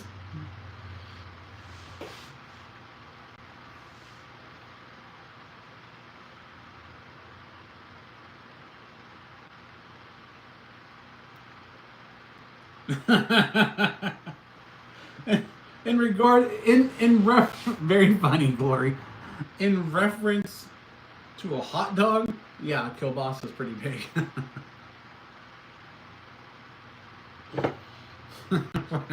We're not getting into these jokes right now, Glory. Before wide-scale production, we'll have to install goofy safety warning stickers all over. Yeah, that's true. The moment an ESP30 to operate similar to a Fire Stick for specific niche viewing. The sound's doing most of the coding. I'm extremely lazy. Hey, so am I. You're honest though, Buck. Yes, you are honest. I'm honest too. You guys need to get your butts over to that Buy Me a Coffee link so I can build some more stuff.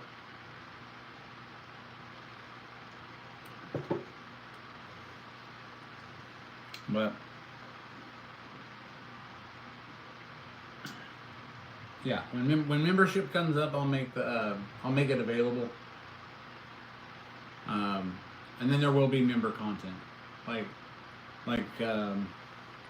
if this fan survives what we're gonna do for the public, and I get to get to make memberships, we're gonna do some serious testing with this. That's gonna be members only, and definitely age restricted. That sounded very badly. I'm not doing anything untoward with this. That would require any baby oil. Sorry. What I mean is, I'm going to do different tests with it that I wouldn't normally suggest anybody else attempt. That still sounds bad.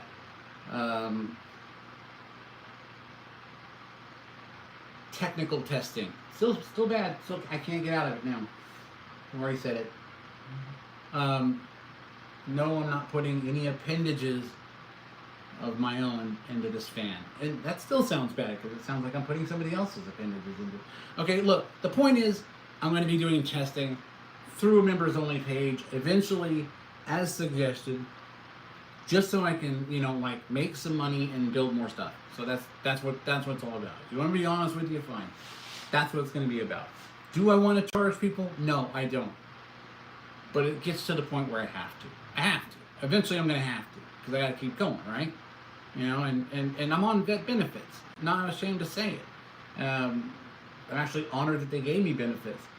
It's not enough to live. But nobody wants to hire me because of my condition. My leg is so bad that I have to have a cane, or I might, because I never know when I'm going to fall. When I'm at home, I don't use it as much, because if I fall, I just hit the ground and then I'll get back up after the pain stops. Well, I will lose motor function in my leg, like, completely. At random, because of the damage that it did to the hip, all the way up through my back, and now I would burst discs, that kind of thing. So, yeah. Where was I going with this? Oh, yeah. I'm broke. So, yeah, that's why I'm basically asking. It's like, if this is going to keep going I gotta make partner. I gotta do memberships. I gotta do super chats when we do the. Honestly, the idea of the super chats irks me because I just didn't.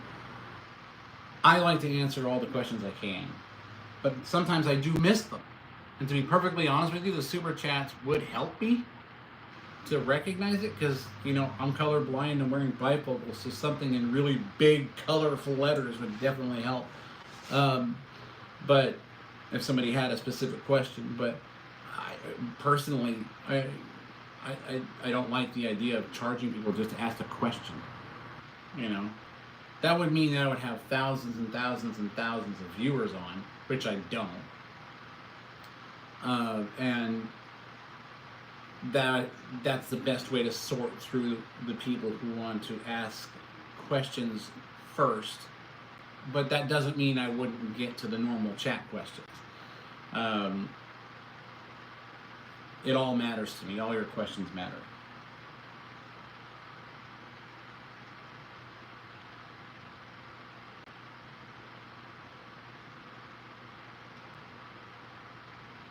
A night bot?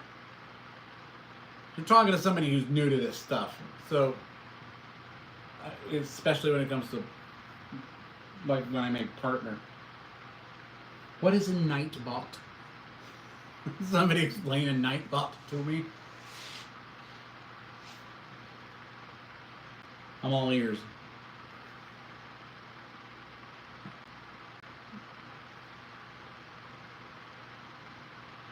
I'm listening, Buck. Oh wait, we're typing, aren't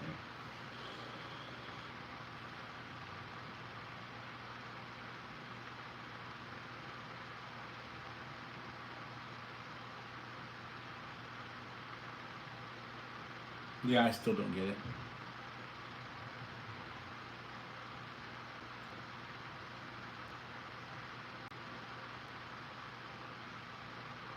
Glory doesn't seem to like night bots.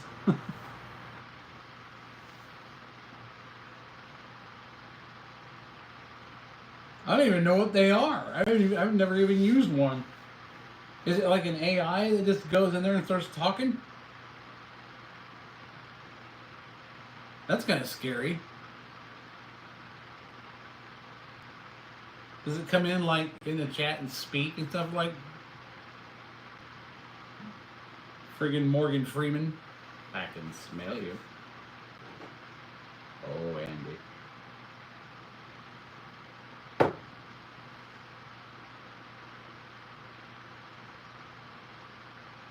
Kishore. Welcome, sir. How are you?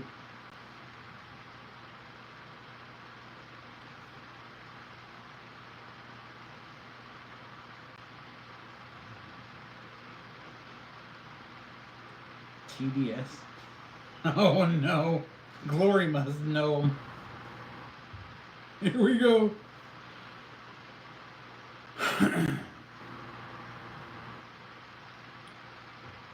Someone says hello, hi, hey, how are you, etc. Oh, I see what you mean. Okay. The bot would welcome them. Okay.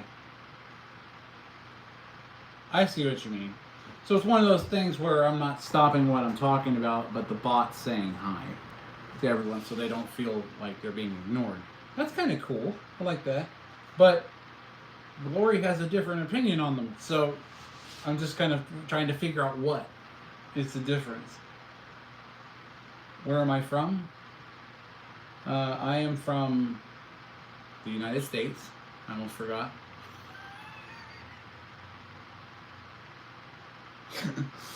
The armpit of California.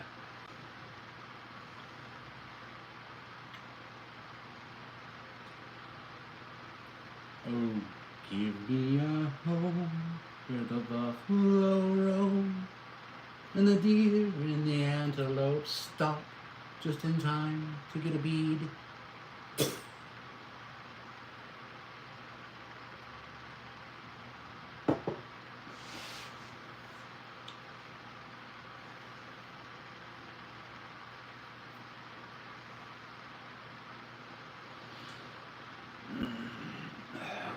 Ah, yes.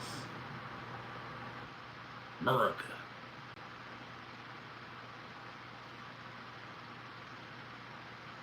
People say hi, the bot almost 30 characters saying hi. Okay.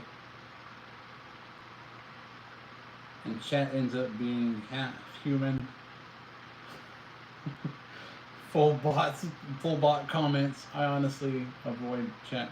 But isn't that something? See, because YouTube counts chat interactions, so wouldn't that be considered a violation of their policy? Or am I wrong? Or is it a YouTube plugin? I don't know. Yes, California.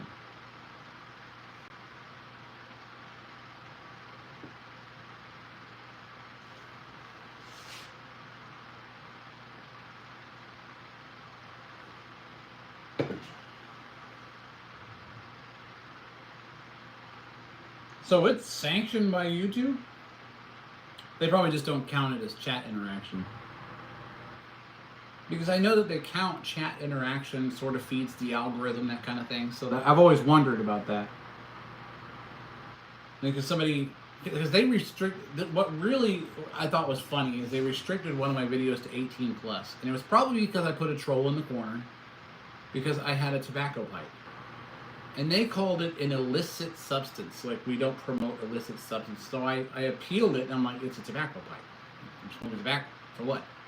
My content is labeled as, age restricted. It's not for kids. I marked that on every one of my videos. But I guess there's another section where you can restrict it to 18 plus, and then it doesn't matter. So,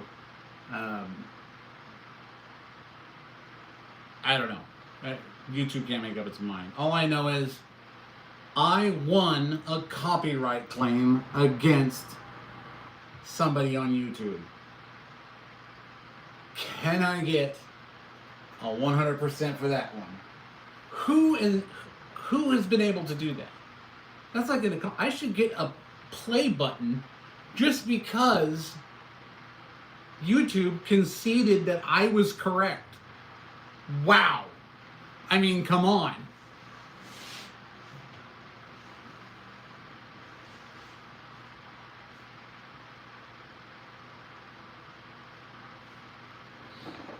Think about it. That's why I like when I take my pipe tobacco right now.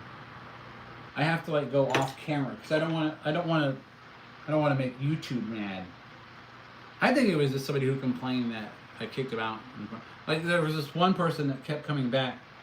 They're probably watching right now. And they were mad. I guess they left my chat. Or they said, I think it was 4 or 5 chats ago, they're like, I'm unsubbing. I can't remember why, because it didn't matter. And he or she got mad. I don't know what it was. She will say, the person came back into the chat 4 or 5 chats later and goes, bet you feel stupid now that I've unsubbed. I'm like, why are you back? But at the time, they're like, I'm unsubbing. I'm like, oh, do you think I'll find another? It was just hilarious to me. It's like, I don't know what, I honestly forget why that the person was upset with me to begin with. One of my viewpoints or whatever, I have no idea. But to be perfectly honest, if they're that butthurt over anything I do on here, I mean, come on.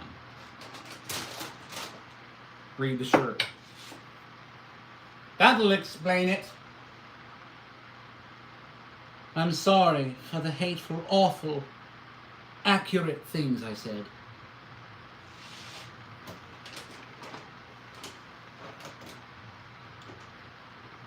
So yeah, that's basically what I have to deal with. But what's funny is, isn't the first live that I've smoked a tobacco pipe on YouTube. I mean, you got people out there showing off illegal weaponry. And they're not banning them on the shorts. They're getting like 2 million views because they used the same sound from somebody jumping up in there and going, "Hey man, I found my dad's Glock and I was just doing stupid shit," you know? And they're not getting banned. They're getting millions of views. I mean, I'm sitting here trying to do cool stuff and somebody complains about a tobacco pipe. I find that hilarious. It's like if you've got no life whatsoever, where you got to mess with somebody who's just. I mean, you don't ban people if they're on YouTube smoking a cigarette. Most of the time, they don't. If they're filming it or whatever, or if it's like somebody's filming something outside, doing a short or whatever, and someone's smoking, I don't see them getting banned. I don't see people getting banned for jumping off of a 20-foot flight of stairs on a scooter and bashing their face against the freaking handlebars, because that's instigating, dangerous activity. That's like, well, you got kids out there, they're like, I could do that, and then they go get hurt real bad. They're not banning that shit, no. But oh, my evil tobacco pipe. Idiots.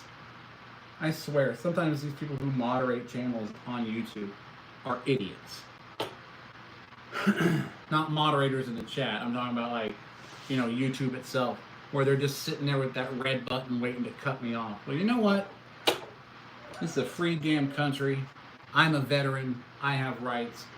This is tobacco, YouTube. You want to restrict it to 18 plus? Go right ahead. Don't give a shit, because people are going to watch anyway.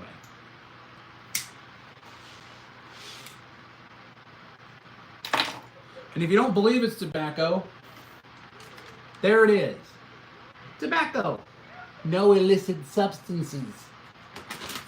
Especially since you're selling vapes to minors and stuff like that in stores, you would think YouTube wouldn't care one way or the other, but they do. What they don't want is me to become partner, because then they got to share the revenue that I'm sure they're probably already attaching to my channel through ads.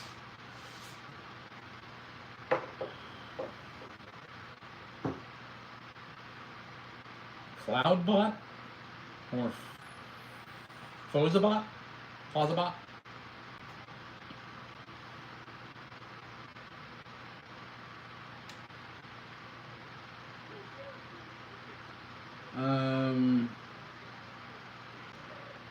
I do use Streamlabs or Stream Elements on Twitch.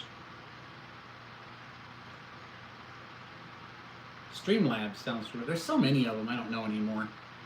All I know is I tried to do a stream, and for some reason it was still connected to Restream, and I was going through Stream Elements, so I had two lives going at the same time, and I don't know how that happened. So I have to go back now to Restream, and I thought I turned it off, so it wasn't going to broadcast anything, so I could use Stream Elements again, because I kind of like Stream Elements. It was better than Restream.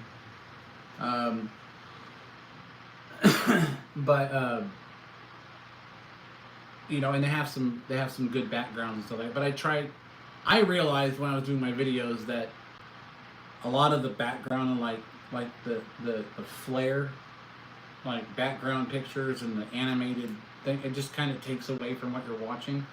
So just simple camera, my logo at the top when I'm playing Star Citizen, and then the game. That's what you want to see. Not like, the ticker at the top to see how many people are subscribing and stuff like that. No. That's just to let people know, oh, this guy might be popular. Look how many viewers are on. I don't care. I'm not trying to show people that. If they like my content, they're gonna come in and watch. If it's that means it's genuine. And I didn't pull somebody in with some kind of false ticker that was showing a bunch of viewers I don't have.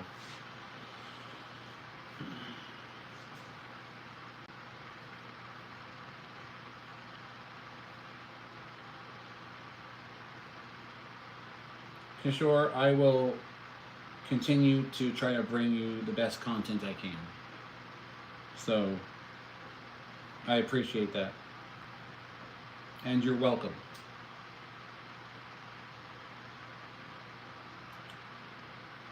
But to be honest, it's like I'm just amazed at what is acceptable online and what isn't. It's sort of hypocritical 90% of the time. But I try my best to bring the best content. I try to make the chats enjoyable. I try to engage with the people who are actually interested in the content and talking online. I know it's Memorial Day weekend. I know I'm probably not going to have a lot of views.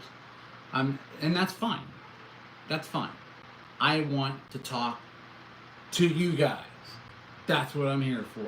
If you get here, you're new, or you just subbed or whatever because you like the chat, you're going to love the content. If you don't like the content and you're just here for the chat, then be here for the chats. That's what it's all about. Community. You can almost smell it. In San Francisco, you really can smell the community. So yeah, that's what it's all about.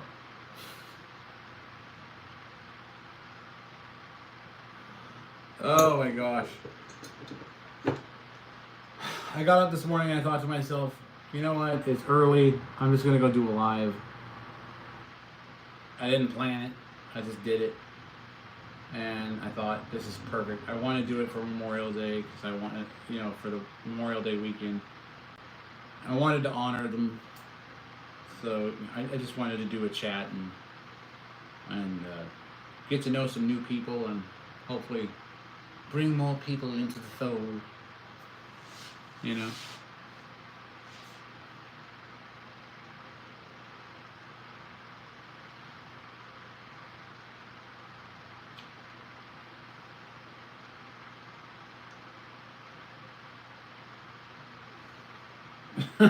Buck.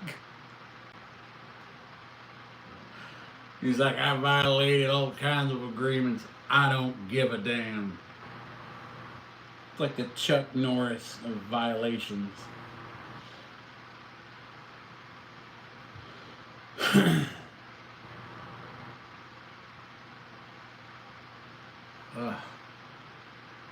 The sinuses, the orchards around here just making me dizzy. I'm telling you, it's concerning sometimes. Almond orchards are the worst. I think it's just because of all the flies that you have to deal with continuously. Every day, especially when it starts to get a little bit warmer. So he's like, shrug. Well,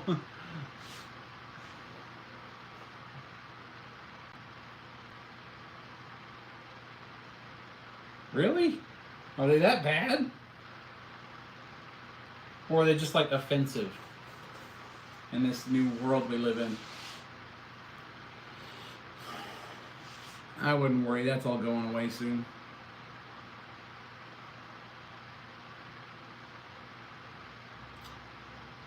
You gotta get on a Discord though and show me some of these shirt designs. I'll buy them and wear them on a channel. As long as they don't ban me for it. Oh yeah.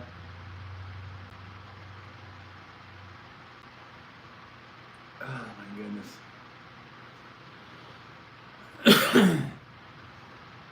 So, like I'd asked before, what plans do y'all have for Memorial Day weekend? Or are you like me and you're just like, I'm staying home?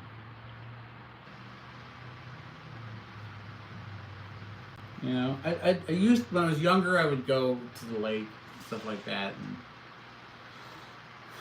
I don't know. I don't find any joy in it anymore. It's just, there's too many people. There's people out there.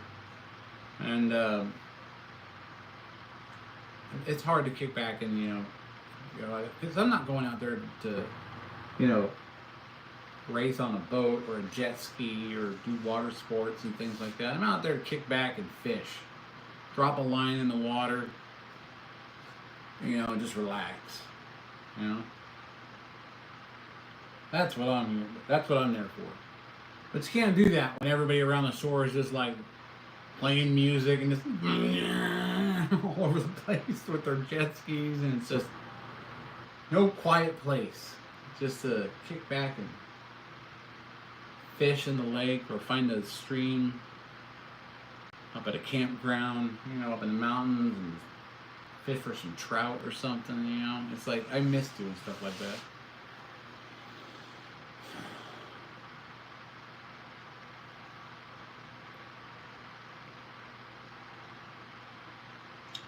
So, you all tell me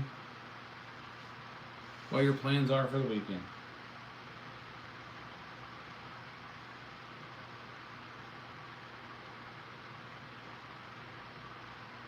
Culture images? Culture images?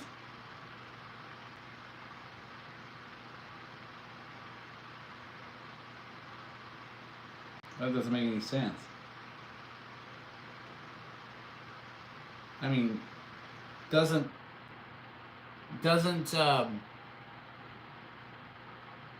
displaying culture images, isn't that kind of the point on a t-shirt sometimes? I mean, depending on what the t-shirt's trying to say.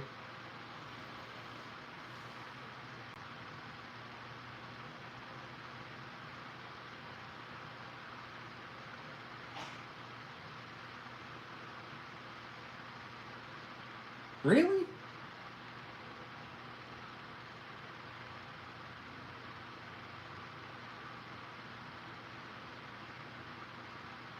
Huh.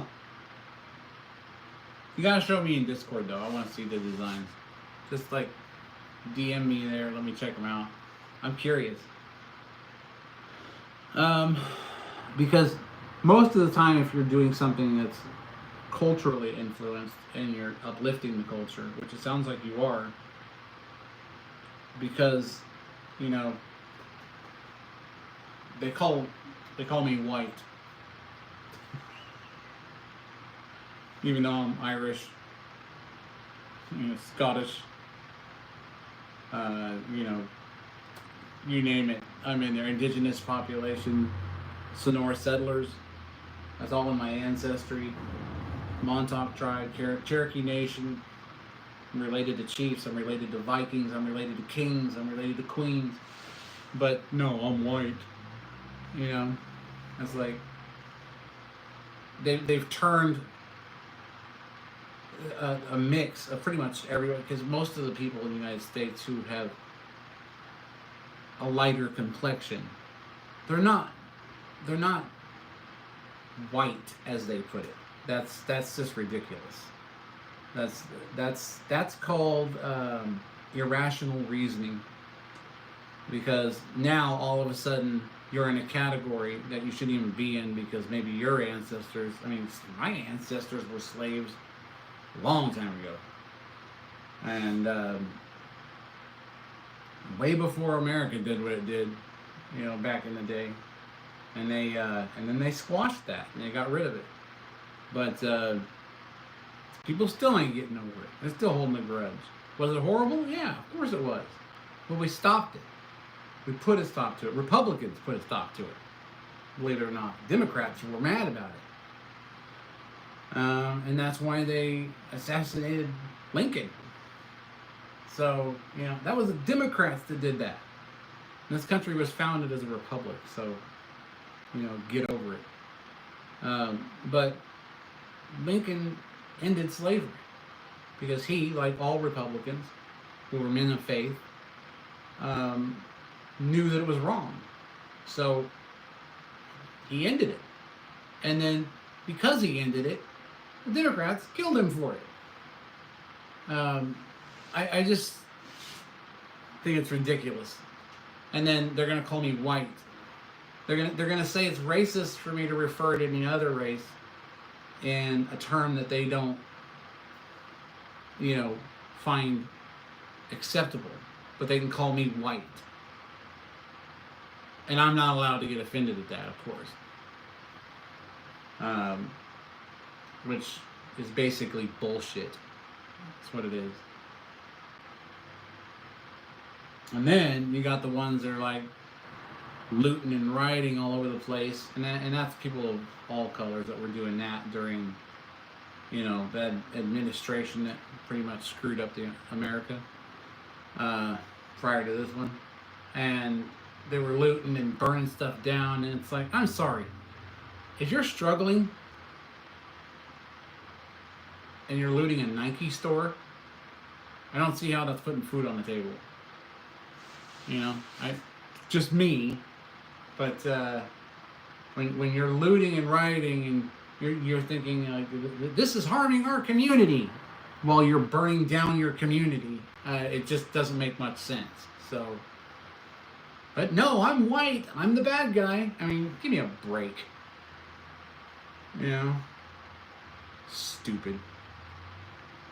Stupid reasoning. All it was an excuse for people to lose their damn minds, know that the law wasn't going to get involved, and go out and take whatever they wanted. And that's exactly what would happen in this country if we didn't have rule of law. Because they proved it right there. We would just be like mindless animals going around stealing everything. And destroying our own community, and then crying oppression, no matter what culture we're from. It's ridiculous. And then people get pissed off because we closed the border. We don't want people coming in illegally. That's illegally. We want immigration. We just don't want people coming in illegally. You want to know why? Because we do a census in this country that helps to allocate funds to care for the population. So if you're here, just getting on your feet, going to start a business, get a job, and you have to have a public assistance or something like that to get into a place to secure yourself. If you came in legally, it's easier for us to provide that. If you come in illegally, then it puts a burden on the system, because now they're paying out money to people who weren't counted in the census. So that census didn't tell the government, this is how much money we need to sustain what's happening here. And then you end up with a homeless crisis and a drug crisis, because they're bringing in, illegal substances, or they're trafficking individuals, which is disgusting, and they should be punished to the fullest extent of the law. And I'm talking about death penalty. If you traffic somebody, death penalty. That's what you should get. And if you bring in fentanyl and harm another human being with it, because you brought it in, death penalty for you. That's what it should be, bottom line. So yeah, I'm glad that we're getting the people who are here illegally out, because if you want to come back legally, do it the right way. Real simple. If I want to come visit you at your house, I'm not going to jump the fence and come through the window. I'm going to go up to the door and I'm going to knock. And I'm going to ask if I can come in. And so all those Democratic friggin' senators out there that are complaining about this very same thing and saying, oh, it's stupid, Trump's being racist because he's,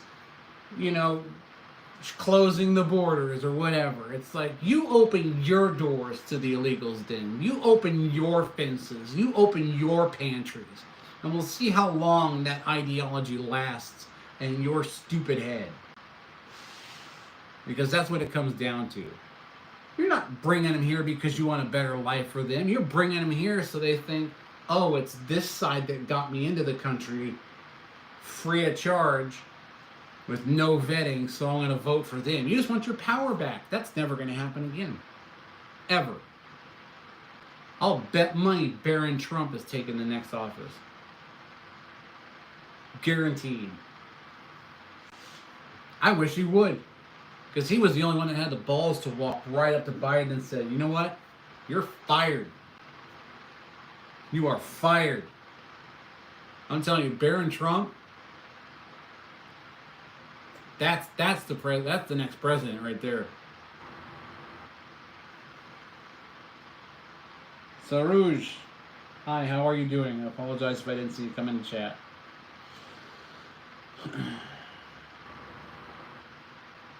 Welcome to it.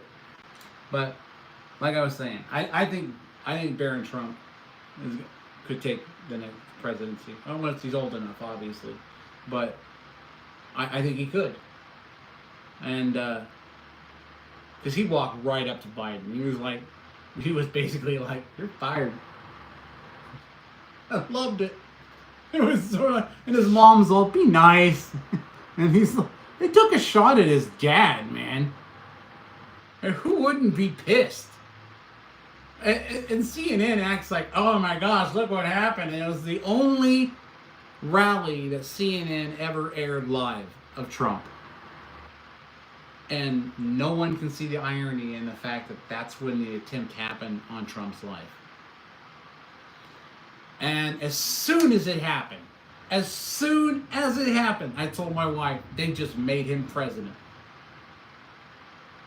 They just made him president right then and there.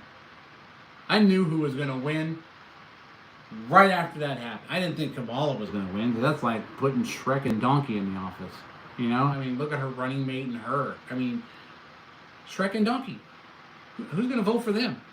You know, nobody. Every single swing state didn't vote for them. They didn't have a chance. And you know what? I'm glad. Because now the country's actually waking back up to normalcy.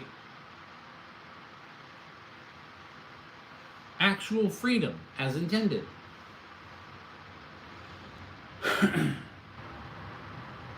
Yeah, and I know this may offend a lot of people and I might lose subscribers, and I don't care. The bottom line is, I'm an American. I believe in the constitutional rights of people, and for some reason, everyone's convinced that Trump is somehow violating the Constitution. But they're talking about him kicking illegals out of the country. I don't care how long they've been here. Do they arrest somebody squatting in a house, even if he's been there for months, and somebody finally finds out? Yeah, they do. So if you've been here for years illegally, you're squatting. You might as well pack it up, because they're going to find you and they're going to get you out. Bottom line. We ain't saying you can't be here. We're just saying you got to come in through the front door. Okay? That's it. And if you're affiliated with the gang or the cartels, and screw the cartels. I don't give a shit about the cartels thinking they could take the United States Army. I want to see that happen. I want to see you try that. I do. Because the moment you could declare war against the United States Army, those cartels will be wiped off the map. There will be a new canal between the United States and Mexico, because it will be obliterated. Obliterated. Guaranteed. I mean, Trump will just be like, send him 6 Moabs, drop it straight across, widen the Rio Grande. We'll call it the American Grand. That's what's going to happen. So screw the cartels. You want to come in here and try and hurt our citizens? You want to try and here and traffic human beings? You're sick, disgusting individuals. You deserve whatever bomb gets dropped on you from the United States Army. And I guarantee, I don't know if these cartels think they're tough. Like I said before, we send in 3 Marines, we'll have it done in 24 hours.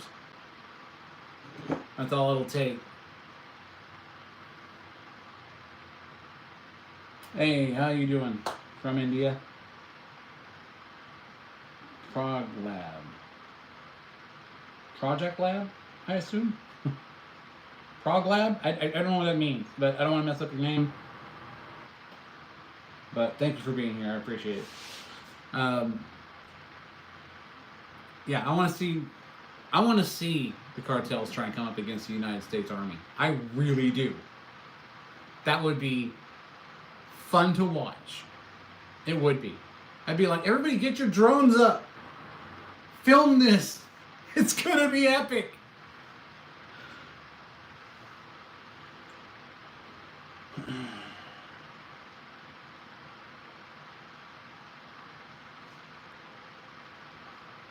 What programming? Oh, tech programming. I got you. I'll check it out. India's got it down when it comes on programming. I'll tell you that right now.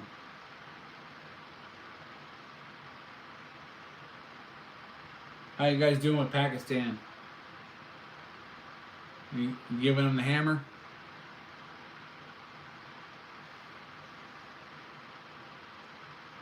You need to turn Pakistan into a plate of glass, I'm telling you right now. Just do it, India. Nuke them. It's already hot there. They're not going to notice.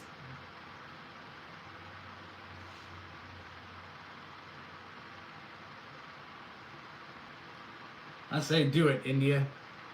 India, do it. Press that button. Wipe them off the planet.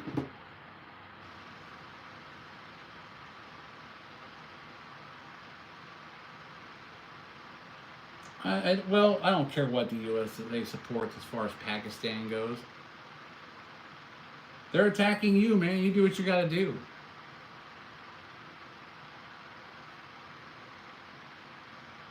I mean, seriously.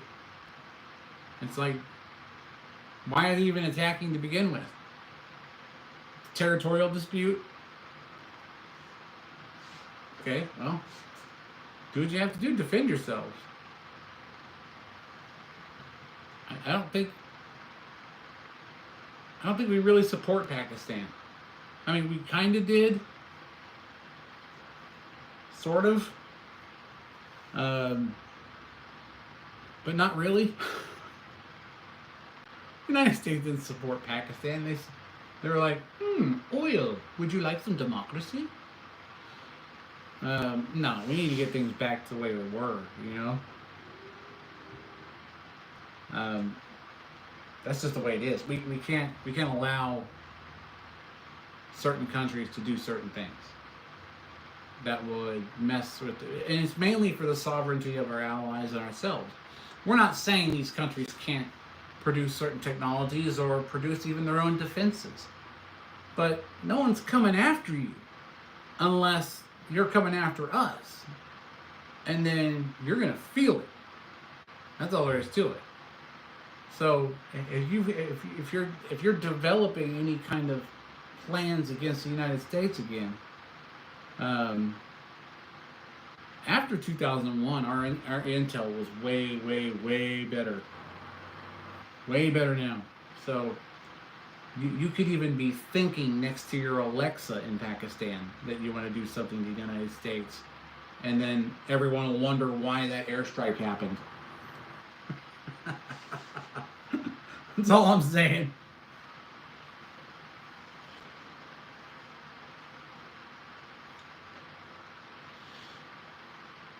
So it's a matter of protecting our allies, the innocent people, and things like that. So when it comes to the cartels, when it comes to the enemies of the United States, be prepared for hell, because it's going to rain down on you if you make a move. Make a move. Make a move. I dare you, make a move. Make a move. You think Trump's messing around? Make a move. Kim Jong-un throwing his baby rattle in the ocean every time he gets a chance. Make a move. China, Xi, screw you. Make a move. Yeah. Make a move. It'll be sunrise at 3 a.m. for you. Guaranteed.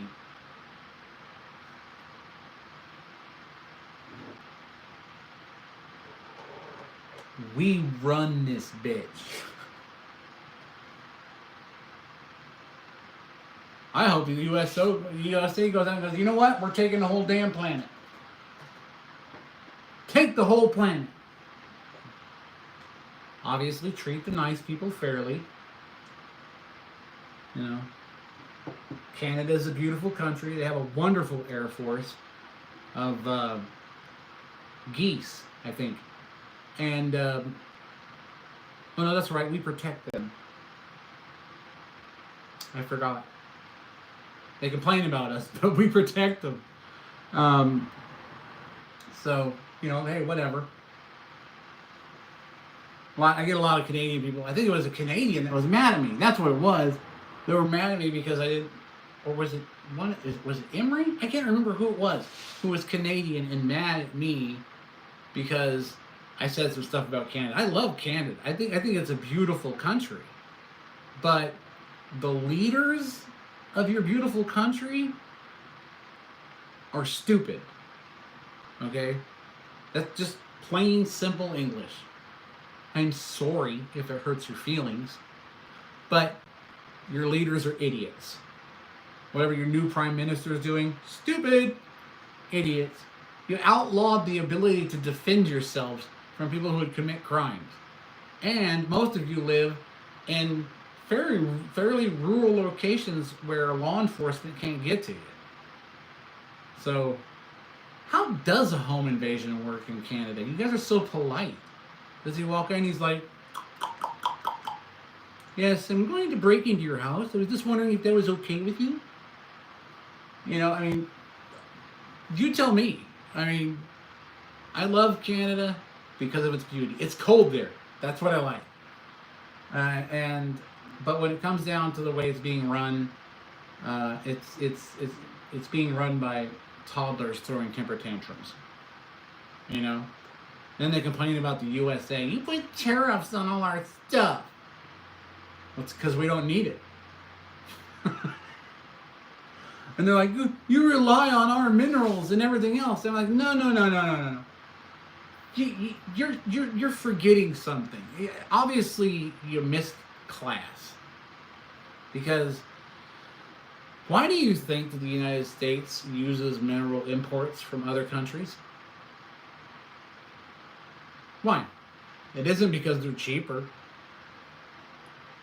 It's because we're tapping out everything else before we tap into our resources.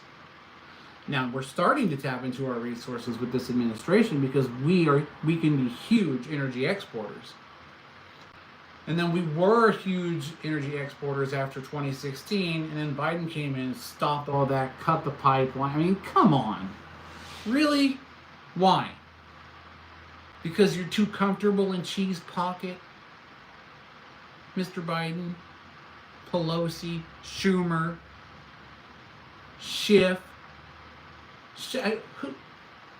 Raise your hand if Schiff is not Don Knotts. Okay? Okay? He's Don Knotts. That's all there is to it. Big old freaking googly eyes. He's a sick man. And every one of those guys were on Epstein's island.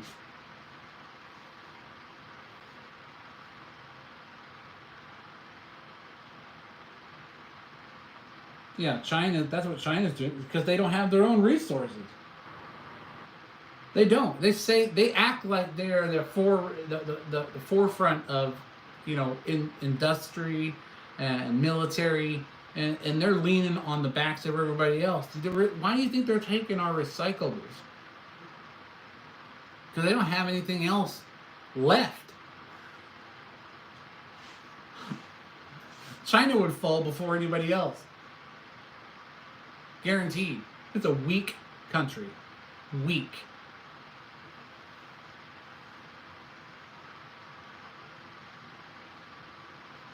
I'm not sure what the U.S. policy is on India. I support India.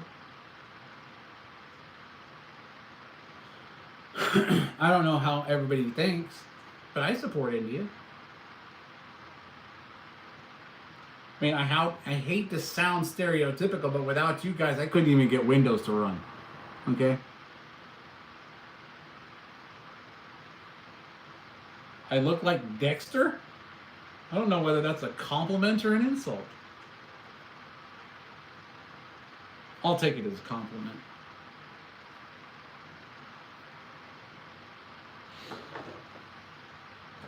I don't know why anyone would think I would look like Dexter.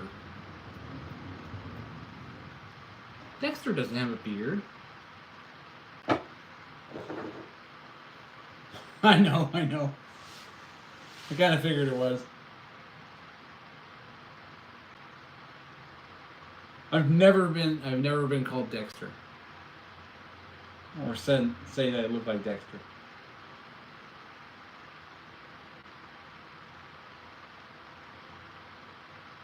Hey, Love India too, man. Love the India from the United States. When Pakistan comes knocking, open the door with a flamethrower.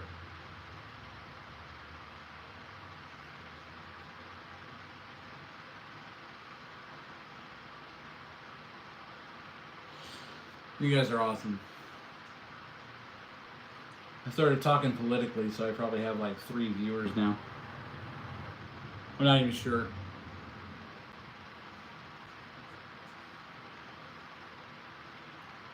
but you guys are great. I hope you have a wonderful Memorial Day weekend. I really do. And I really want everyone to be safe out there, so please be safe. And take precautions. You know, don't get yourself into trouble. And I hope you have a wonderful weekend. I just want to know if anybody has any questions on anything else that I might be doing or the plans for it. You guys did see, I'm hoping, the Shrike Ultra intro short that I did. I had to fight a copyright on it. I won the copyright. I swear I feel so good about that. That YouTube went, oops, we're sorry. We screwed up.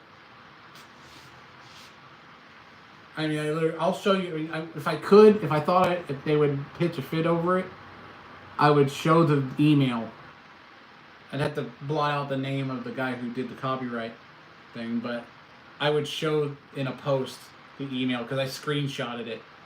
That's like a badge of honor when YouTube says, we're sorry, we messed up.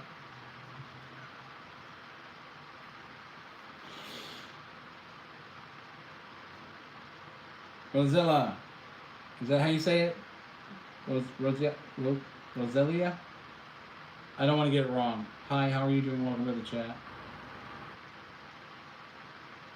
It is an incubation tent. It is for a mycelium grow project that I'm doing for genetic experiments.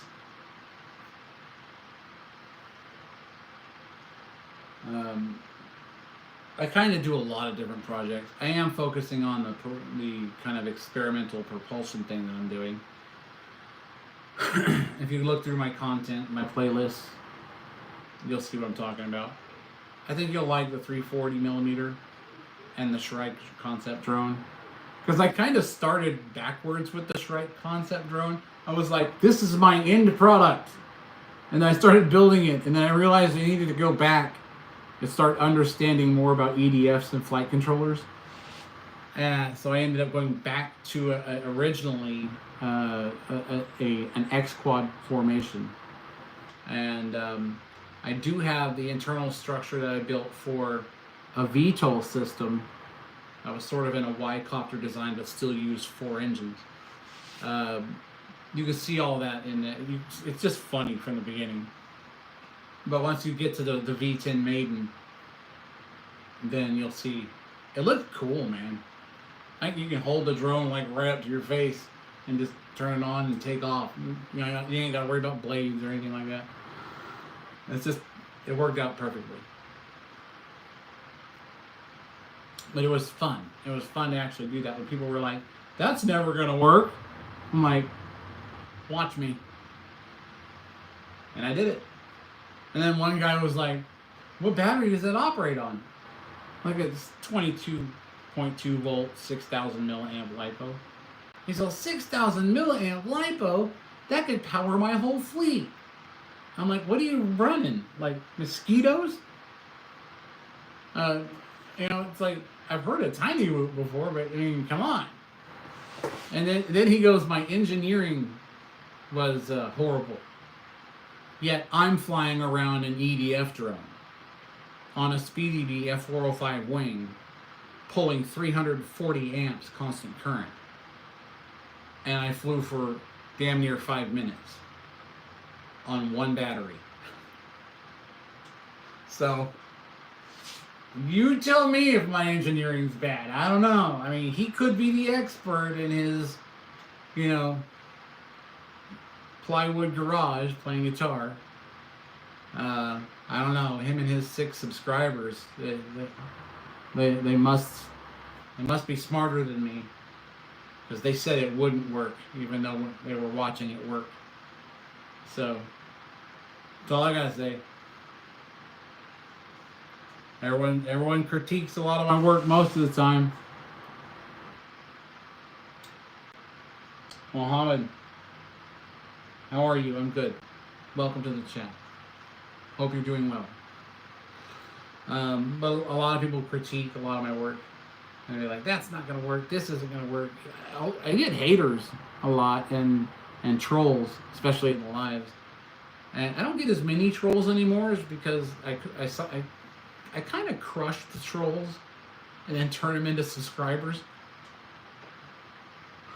So, because what they say doesn't bother me. I guess they look for people who get offended by their insults and whatnot. I just laugh it off.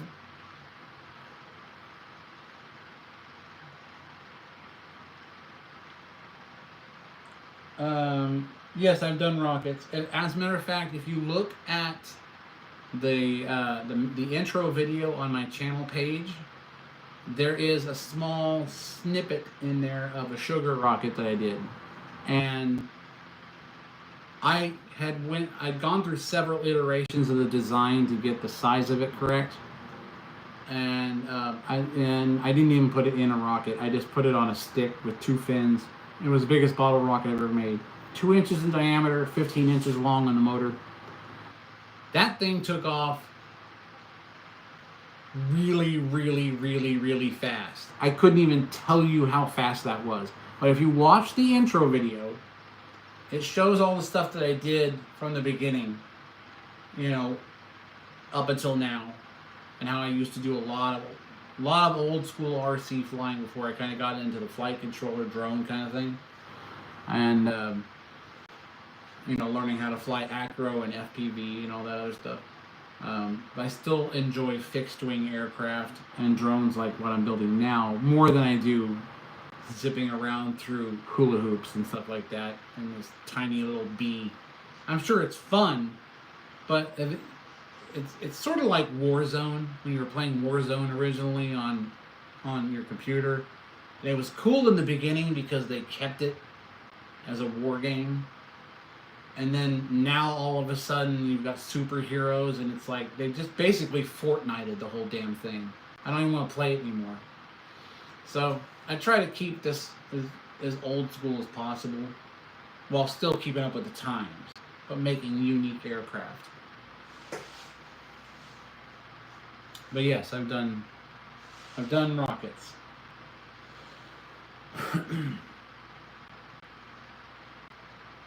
I thought about using sugar rockets for emergency soft touchdowns on an engine failure.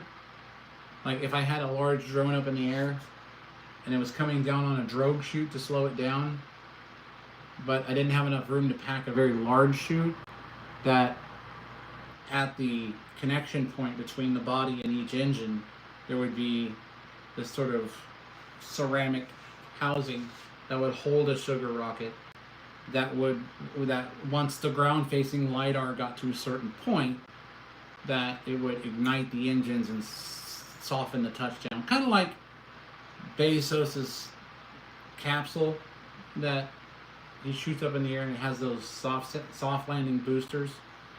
You could do cold gas, but realistically on a drone this size, you're not going to have a compressed cold gas big enough to produce the thrust necessary. So a sugar rocket will work, right? I hope you do. I think you'll enjoy the video. And all the subsequent videos. So,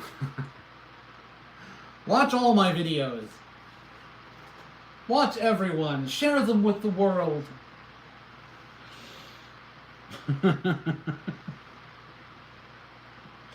It's a shameless plug, but I have to try. Well, guys, it is 1 o'clock. I think in about a little while I have to get off of here because my other grown daughters are coming over, and I'm gonna have a house full of children, which is why I'm going to be drinking a lot of coffee, and that's about it. I don't like alcohol, so I don't drink alcohol. Never could acquire a taste for it. I don't know what it is. A lot of the times people do a lot of drinking on Memorial Day, and usually Memorial Day for them is just an excuse to go out and party because it's a day off. So there's only a few select people who understand what it's really about. Most people are called Americans. Real Americans. But I don't know. I don't like beer. I don't like hard liquor. I don't like any of that stuff. It just never appealed to me at all. It's like someone wanted me to try alcohol one time, gave me a shot, took the shot. I'm like, this tastes like absolute horrible poison. How is it that people drink this for enjoyment? If it's not just for inebriation, then what's the point? It has no flavor. So, you know, and beer, what's that about? It's like you're drinking carbonated wheat. There's no flavor in it for me. It doesn't suit my palate. It's not appealing to me in the least. So it's like, why do people drink? Because they want to stop feeling stuff. That's the only thing I can figure. Because alcohol tastes like shit. Who would drink it on purpose? They're like, oh, we can make a Jack and Coke or something like that. Like, yeah, that might dull the flavor of the shitty alcohol, but it's still going to be Pepsi or Coke with shitty alcohol in it, which ruins the whole thing for me. So, yeah, it's not something I'm into. Never liked alcohol. There's a stigma around alcohol that you're somehow cool if you drink it, and that's ignorance. That is straight up ignorance. I mean, that's all there is to it. So, but because we're going to keep this short and sweet, because I'm sure you all want to get to your weekend, I will show you what's going to happen on the strike. And my phone is going to tell me it's not finished yet. I wasn't finished. So, this is the fan that's going to incur the Twinkie and hot dog strike for testing. Now, my original 22 blade configuration down here is one I'm using for cruisers. This is basically for airplanes. And the other one up here is for the drone. And the reason for that is because I wanted higher RPMs and less load. Plus, I'm still pushing the same amount, if not more, air with the RPMs that I gain from my shorty blades, which are designed to cool the motor. So behind these shorty blades, you can see the motor down here. There's going to be a tunnel that goes around that. The shorty blades will be blowing air into it just like it would a compressor at this stage. And then there'll also be kind of like these slits on the top, on the outside of the round encasement, which will take some of this air that comes through from the big blades and force it through with these blades and help to cool that outrunner as it's running. So, yeah, that's going to be so much fun. So imagine we have 4 of these we're building, and the drone is 5 feet by 5 feet from outer ducting to outer ducting roughly. So it's 5 foot squared. This one is for the SR-72 Dark Star flight. There's going to be 2 of these engines for that. That's one of my jets over there It's like, give me an ESC, I wish to fly. I designed that in Fusion. So, yeah, that's one of the things I still gotta fly. I had to clear the table off over here because everything I'm getting for this is gonna go on this table, my battery packs, all that other stuff. And everything is gonna be built here. So the drone, including, stacking up my PLA and my part or PETG and the parts and things like that. Everything's up here. I'll be using the TX16S for the control system. This is the GoPro drone that I'll be using. This was designed specifically to hold the GoPro for the purposes of filming the takeoff from the main field when that drone is completed. That's the flying wing I was telling you about. That one's going to be fun. I just got to get some stupid push rods, David, so that I can actually put this together and fly it because it's ready to go. And then this will be running off of an 18 cell system, so I need to get another 10,000 milliamp. I do have another 6,000 at 100C. This is 120C. I'm not pushing the full amps on the motor. As a matter of fact, cruising speed, half throttle, or I'm only pulling 23 amps. So even if I were to mismatch the discharge rate, we're still at the same voltage. So I can run this with this and make an 18 cell pack. Worst case scenario is one of the batteries overheats, but I doubt that's going to happen. So we're going to run, if I can't get another one of these in time, which I think I have time for because I still have to build the entire drone. So once the clear PETG gets here, we're going to start printing pieces. Then we need 4 7070 Flipski motors, 4 MAD components, 80, I think they're like $85 a piece, but they're 150 or 120 amp 18 cell ESCs. And that's what I'm going to work. The power, where is it? Where is it? Ah. There's my power distribution board for all the motors. This will handle 480 amps continuous current. So that's going to give me everything I need to run all 4 of the motors at 60 horsepower and 75 volts for each motor.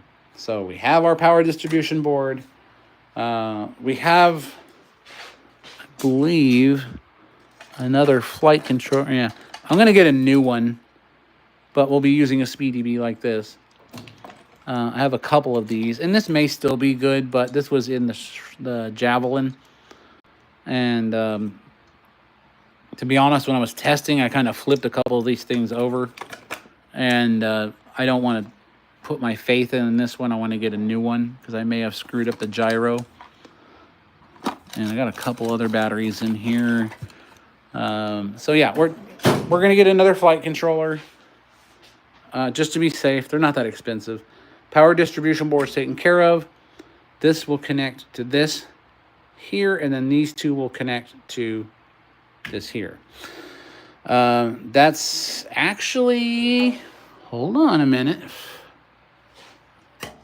This one might not work. I may have to get a different one. I need an 18S, not a 12S.